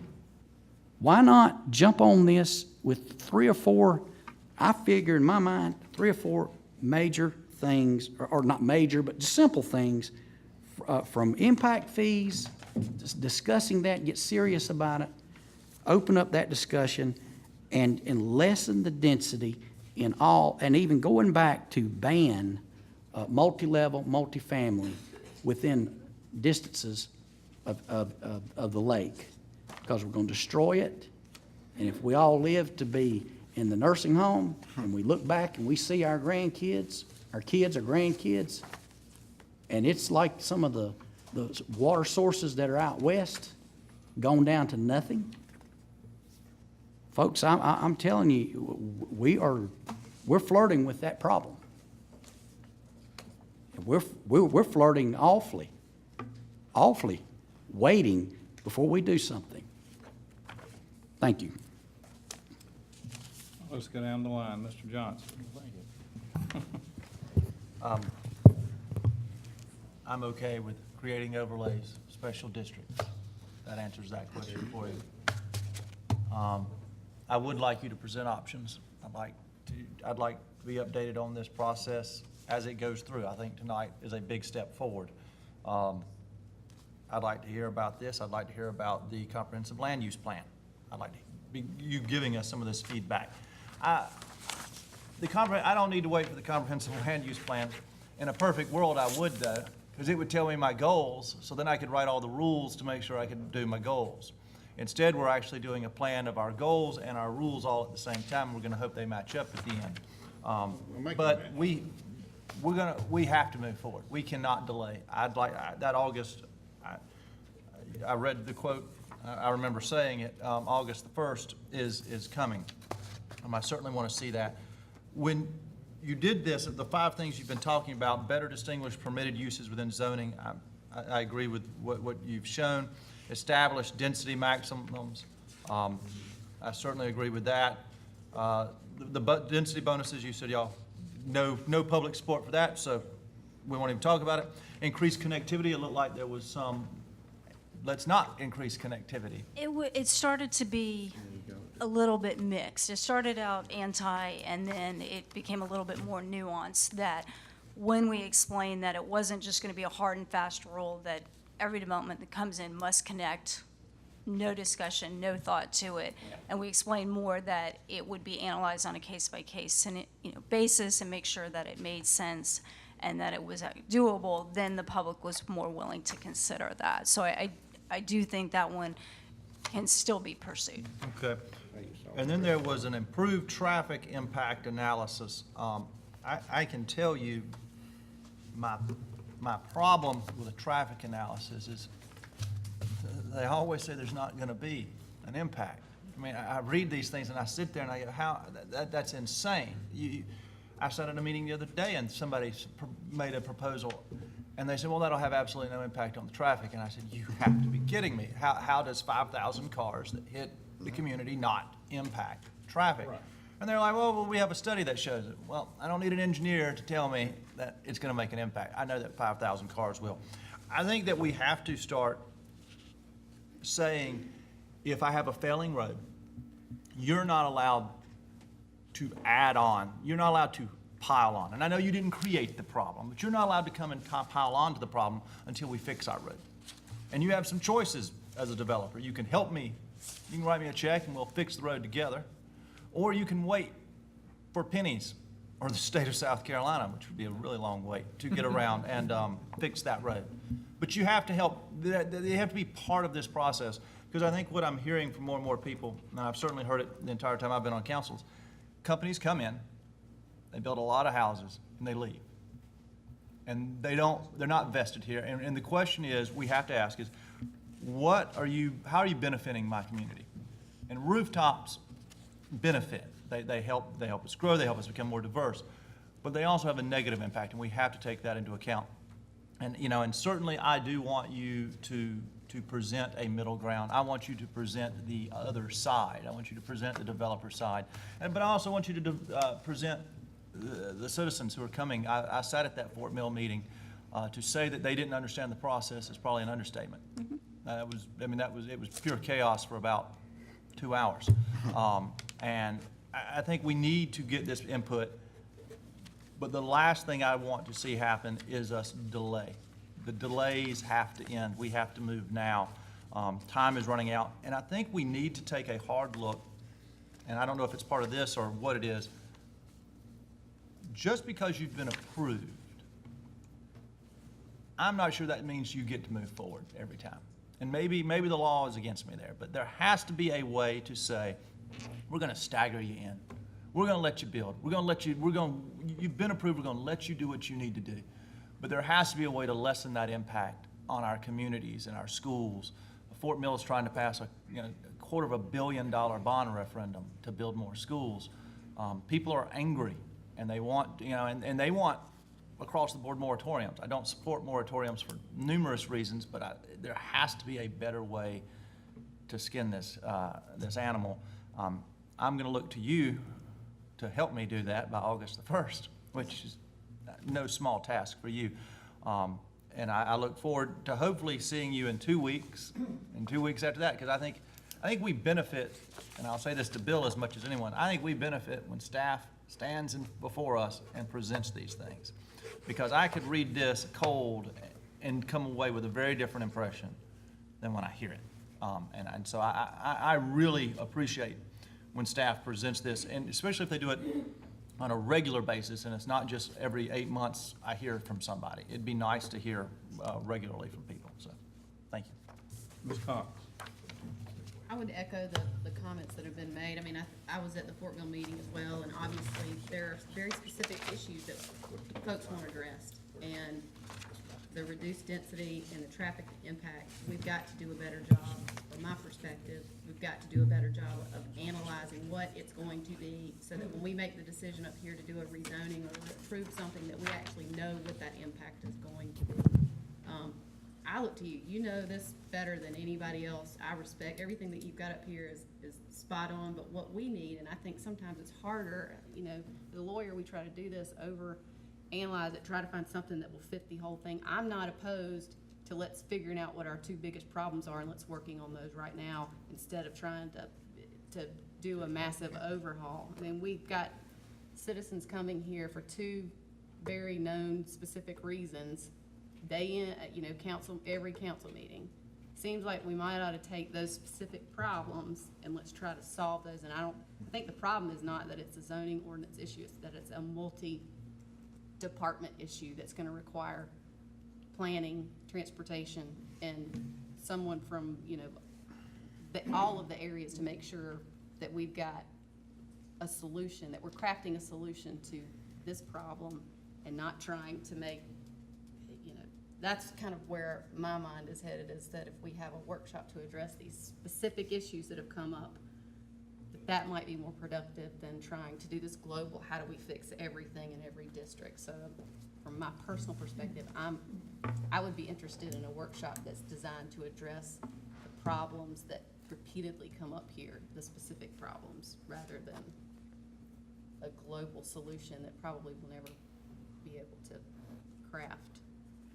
And I don't know that that's helpful. I don't feel like I'm being helpful to you, but I want you to know that I respect what your recommendations are. You hear what my allegiance is to the citizens in the community, and we need to listen to them. And they are screaming in very specific parts of our community. We've got to figure out how we can do that. And I look to you guys to tell us, what can we do? Can we do a small moratorium here? Do we need to do that? What are our options in this particular area of Fort Mill? How are we going to address this issue right here? Those are the kind of things that I think frustrate me a little bit. Mr. Roddy? I just got a couple quick comments. Part of it, just piggyback on what Ms. Cox just said, we hear over and over repeatedly that Lake Wiley, TKK, and Fort Mill, they're before us constantly screaming about impact, development. And I think part of what I've noticed the 5 years I've been here is we want to try to do things in that Lake Wiley, TKK area, or we ask for things that's being done in that area that municipalities are doing to regulate in other areas. I think that's a tough job for this council to do and for us to act, our staff to do, to put in place what the city of Rock Hill is doing when it comes to whether it's apartments or what Fort Mill can do inside their town limits. And people come here to the county council, say we want what they're doing over in our area, which those are done by the local municipalities, but they want the county to do it for their areas. And I know no one likes to hear the words incorporate and take control of your own communities, but I think that's part of what we're trying to balance out. How do we get, because we can't do a one-size-fit-all that works in Lake Wiley, TKK, that works in the rural areas of Rock Hill and in the areas of Smyrna and out going towards 85. So I think it's a real challenge, and I think we may be better served, like Christy said, to focus in on what's the crime baby right now.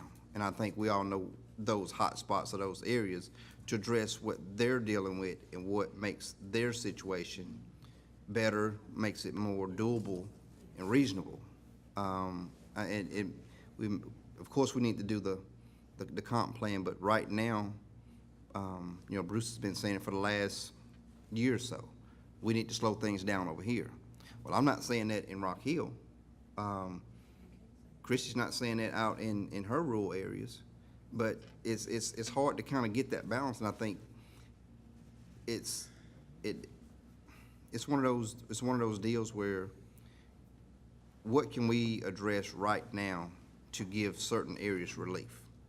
And I think taking a whole ball of wax on is definitely just gonna slow down the process, and we may not hit that deadline in August. So do we scale back and say, let's tackle this portion of it? But we know we have to try to keep things going simultaneously to achieve the big picture. But right now, the biggest one that we see come to us week in and week out is that same little hot spot, that Lake Wiley, Tigakay, and some people over in that Fort Mill area. So as long as we can try to make sure we give those hot spots some of the extra attention to really get that behind us, I think we'll be okay. Mr. Winkler. All right. I am, it's pretty much been stated, you know, I'm not for a whole lot of wholesale changes countywide because obviously I have a whole lot of different issues than Councilman Henderson and Johnson do in my district. You know, I would be very open to district-specific overlays or zoning if we can do that type thing. But did I understand you to say also that there is something that you could do on a shorter term, quicker basis right now to help with density and that type of thing? Or? We could establish the density maximum for each district that would apply countywide, because we don't have them. And Yeah. yeah, we could do that, and that would be something everyone would get to vet. You would know what it would affect within your district and set up a more gradual density as you get to the more intense uses. So we could present that as an option. Because the reason why I came before you to ask about, are we doing countywide or district, is if you say ban apartments, well, am I banning apartments in the entire county? If you say, well, let's establish a district, if I ban them in that district, then people that are not in the district, then those apartments may move out to your areas. You know, for each action, there is a reaction. And so it gets complicated very quickly. So that's, you know, those are a couple of the options that we can look at. And I don't know that I'm not for necessarily banning anything outright, you know, but to look at what we can do to control some of it, I think is a good idea. Mr. Well, Chair, yes, sir. could I just? Yes, sir. Something? You know, when it comes to multi-level, multifamily, you know, like over on the Lake Wiley Peninsula, we have maxed it out as far as multi-level, multifamily. But when you get on around, I mean, you know, I can see more people there in multi-level, and the island is gone. Just a few more, it's gone. And then you start working all the way around the lake. Well, I mean, when I said ban, I mean, even if it's just to have it where just only so many can get within a square mile, or within a square 2 or 3 miles, or whatever, just some type of formula, just like the formula about the density. You know, and my suggestion would be that certainly needs to change to help that situation. But also, and you know, I consider the fact of maybe not banning altogether, but just not allowing so many within so much square mileage on around the lake. But by gosh, we do not need any more on the Lake Wiley Peninsula. So, you know, just a lot of those things. Just there's 4 or 5 main things here that could probably resolve the whole thing. That's why I think it's pretty simple. I don't know why we want to make it so complex when, you know, and nothing toward you at all. Nothing toward you at all. I just feel like we just need some simple things, because there's been some simple things that's been added to loosen it all up to get us into this situation. Why not just reverse 4 or 5 things, or change it, alter it, modify it, whatever, and it'd probably resolve most of this problem. I think that's what she's looking for, those 4 or 5 things. Yes. Yeah, Well, I've mentioned them. Specifics on the 4 or 5 things. And I would, and I feel for county staff, because the comments made are with all the best of intentions and immediate needs. And I'm wondering if you're sitting there saying, okay, well, we're all feeling great about doing this, but can I get something more pertinent than that? But, you know, and I think what I'm hearing, and the council can correct me, one, we have immediate needs. That's the no-brainer. It's got to be dealt with. I mean, I can ride, like I'll ride my senior parents around on Sunday afternoon. Sunday afternoon, you don't think there's much traffic. And I'll go down from 49 Steel Creek over toward Mr. Johnson's area, and as soon as I get off 49, bumper to bumper all the way to 77. Then I'll go drive on the south side and go maybe look at a mansion, Rambo Mansion or something, and I might see two cars. Money pit. I might see two cars. So, I mean, there's such diverse needs, and correct me if I'm wrong, but I'm hearing that the only way we can do that's overlays.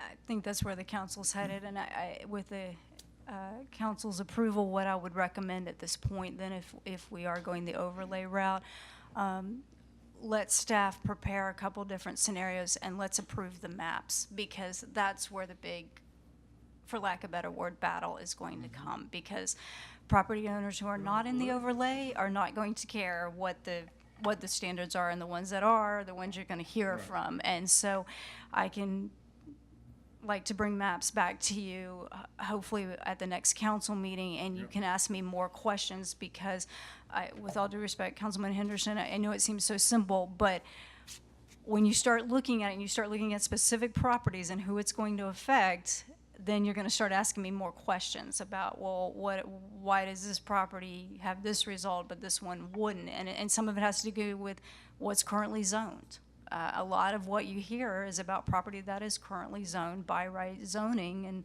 and that they are developing under the standards that exist. So that would be my recommendation for the first step, to come back with some boundaries for you. You're probably going to have to get with economic development, because we have the economic development needs, and we don't want to do something that messes that up. Or as Mr. Johnson would say, the need for a path for a new road. We don't want to cluster muck that up with what we do, so I mean. Well, now that you've said it, I was gonna say it anyway. A year ago, I said that this council needed to start doing overlays for roads. We needed to decide where the new roads were gonna go, and we needed to start saving land. And RFATs, I go to these RFATs meetings, and they show me these wonderful drawings of roads that actually have houses on them now. And you can't build these roads anymore because we didn't bother to reserve this land. And I realize there are taking issues. I get all of the legal issues involved in this. But if we don't start taking property for roads, because if you can't, you can make density one house every 5 acres. But if I can't get from point A to point B in a reasonable amount of time, and EMS can't get there and the police can't patrol there, people, that is what bugs people. It doesn't bug them that the neighborhood's going next door. What bugs them is that they're sitting in traffic for hours trying to get where they need. Cutting down do we need to save green space? Yes. Do we need to reduce density? Yes. But we've gotta come up with a plan to save to have more roads and where these roads can go. And when you're buying right of way, you build a road, go ahead and get the right of way so it can become a 4-lane or a 5-lane. Let's quit messing around and building these little 2-lane, 3-lane roads. Let's start getting serious, say, we're gonna need it. Businesses, houses, neighborhoods should be sitting farther off the road so I can come back and get that right of way. It makes no sense when you, corner of 160 Gold Hill, there is a bank, and I know they were there first. There's not gonna be anything left. And then we're gonna be on that bank making those turns. These are the things that, I can go on forever, I apologize. No, that's good. I'd just like to add one Yes, thing to that. Yes, sir. That, I imagine the reason that the neighborhoods warmed up a little bit idea to connectivity is because you explained that's how you solve traffic problems. Traffic problems are solved, I mean, that's how you, if more lanes solve traffic problems, there'd be no traffic in Atlanta, no traffic problems in Atlanta. I mean, so it's everything all together. The problem is, you make a neighborhood connect now when all the rest of them don't, you just created a traffic problem in that neighborhood that's twice as bad as the rest of them. So I agree, we need to make sure we got significant right of way for the roads, but we need to start looking at the big picture too. And That's what connectivity is all about. Brett, Yes, sir. One Yes, sir. quick comment. Yes, sir. I forgot to say it, I wanted to say it right off the bat. Thank you and your staff. I did attend one of the meetings. I know y'all put some late evenings in and late nights doing this, so thank you. Well, this is where we need your expertise, because you can tell we're not planners. But there's definitely the immediate needs. You know, we want to give you the time it takes to do it right. I don't want this to be the Act 388 of the York County Council, reacting to something instead of fixing it. But hopefully, you know, and I certainly agree that a workshop is needed, because, you know, you need that input. We need to see and kind of have a hands-on approach working with you, because we do represent the people. We get the feedback.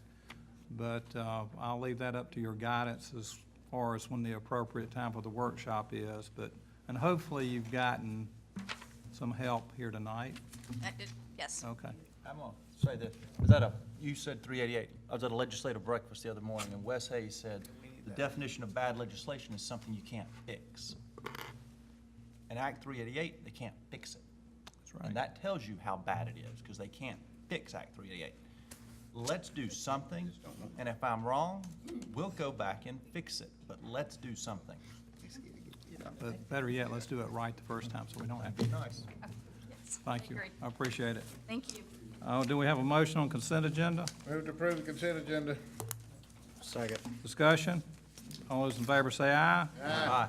Opposed, no. Committee reports, Finance and Operations Chairman Michael Johnson. Finance and Operations met today at 4:15, again, so we could make time for our TIF brethrens who are hogging all the good conference room space.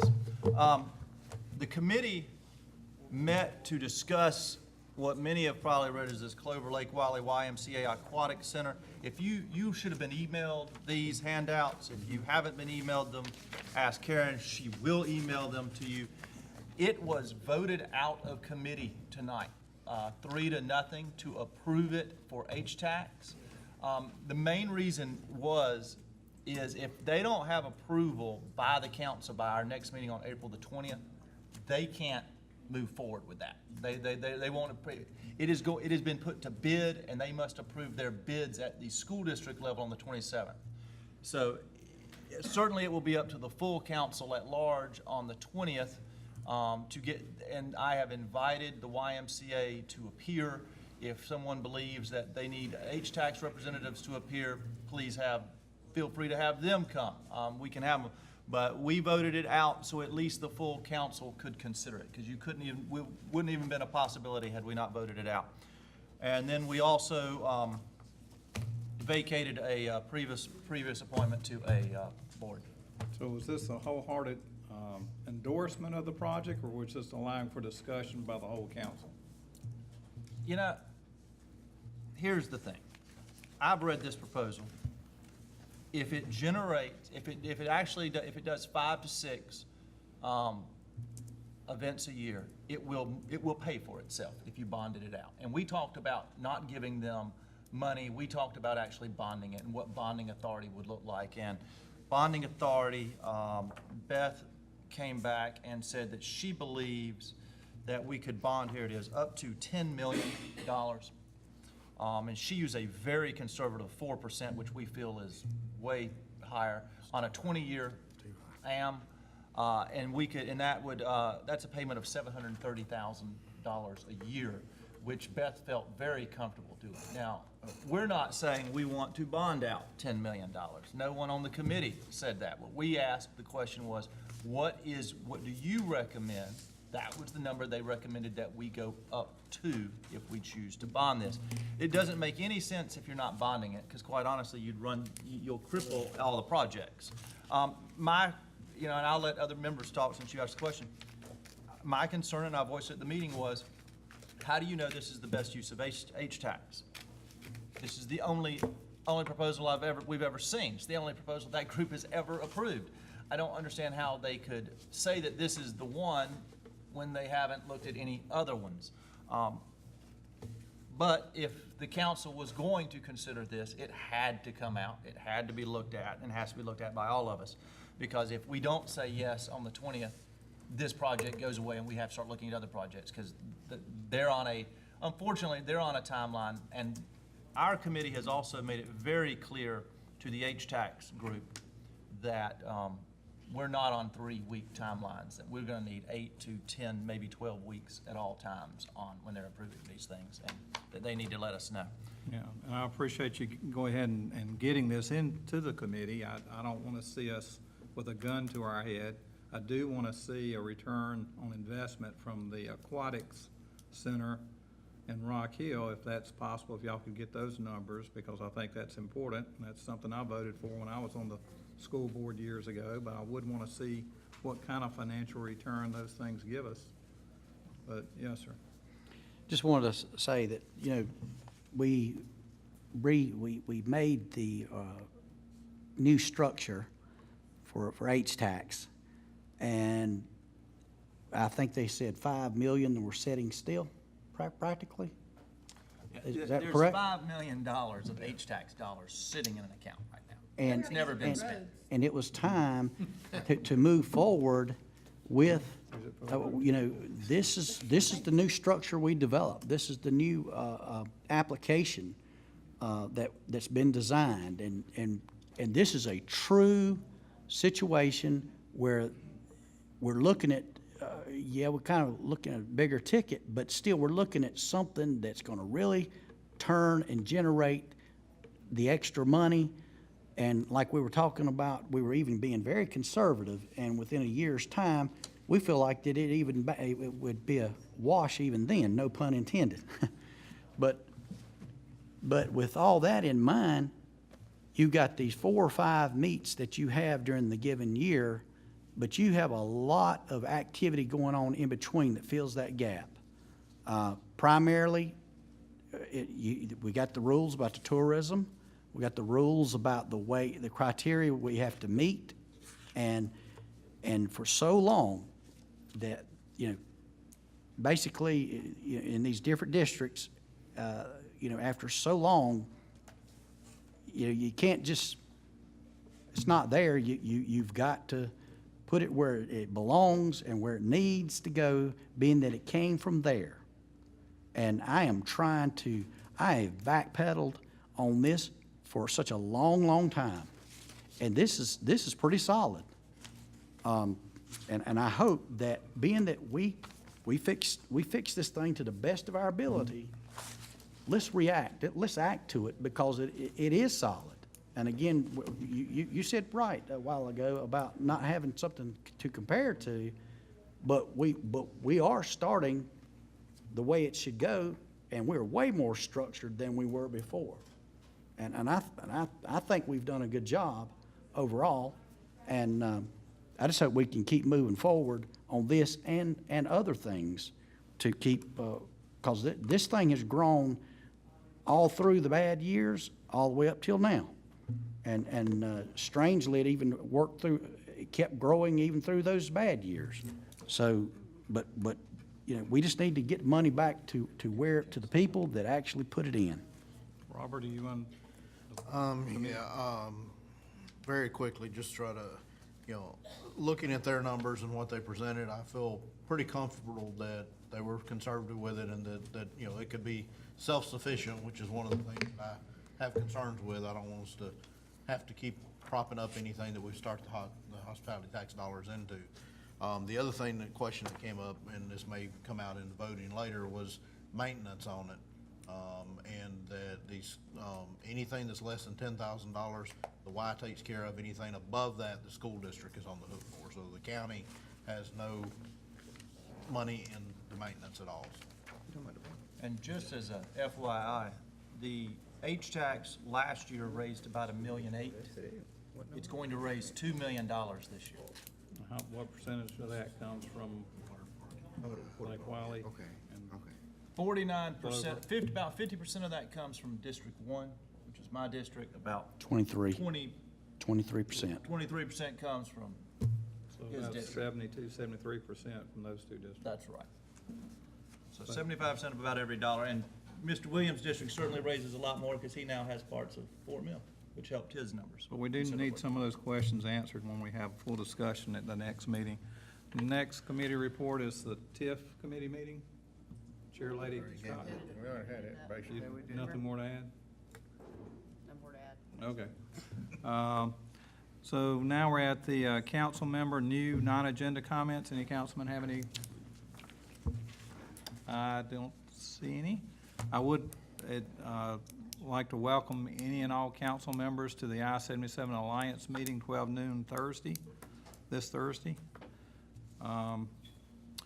If there's no further discussion, do we have a motion for executive session? Do we have some other issues? Move Yes, to we do. executive session to receive legal advice and discuss contractual matters. I think I got that. Do I have a second? I don't have my oath, but I can. I'm sorry. Discussion. I was just gonna ask, can we talk about other legal matters as well? Additional legal matters concerning, Is it contractual? it's a legal matter. Well, just let's just go with legal matters, Okay, other okay. related, other legal matters. He answered that for you. Please. Question on the motion, all those in favor say aye. Aye. Those no, we'll be starting at 5:10. So we had no action items out of the executive session, so do we have a motion to adjourn? Motion to adjourn. And we have a second, discussion.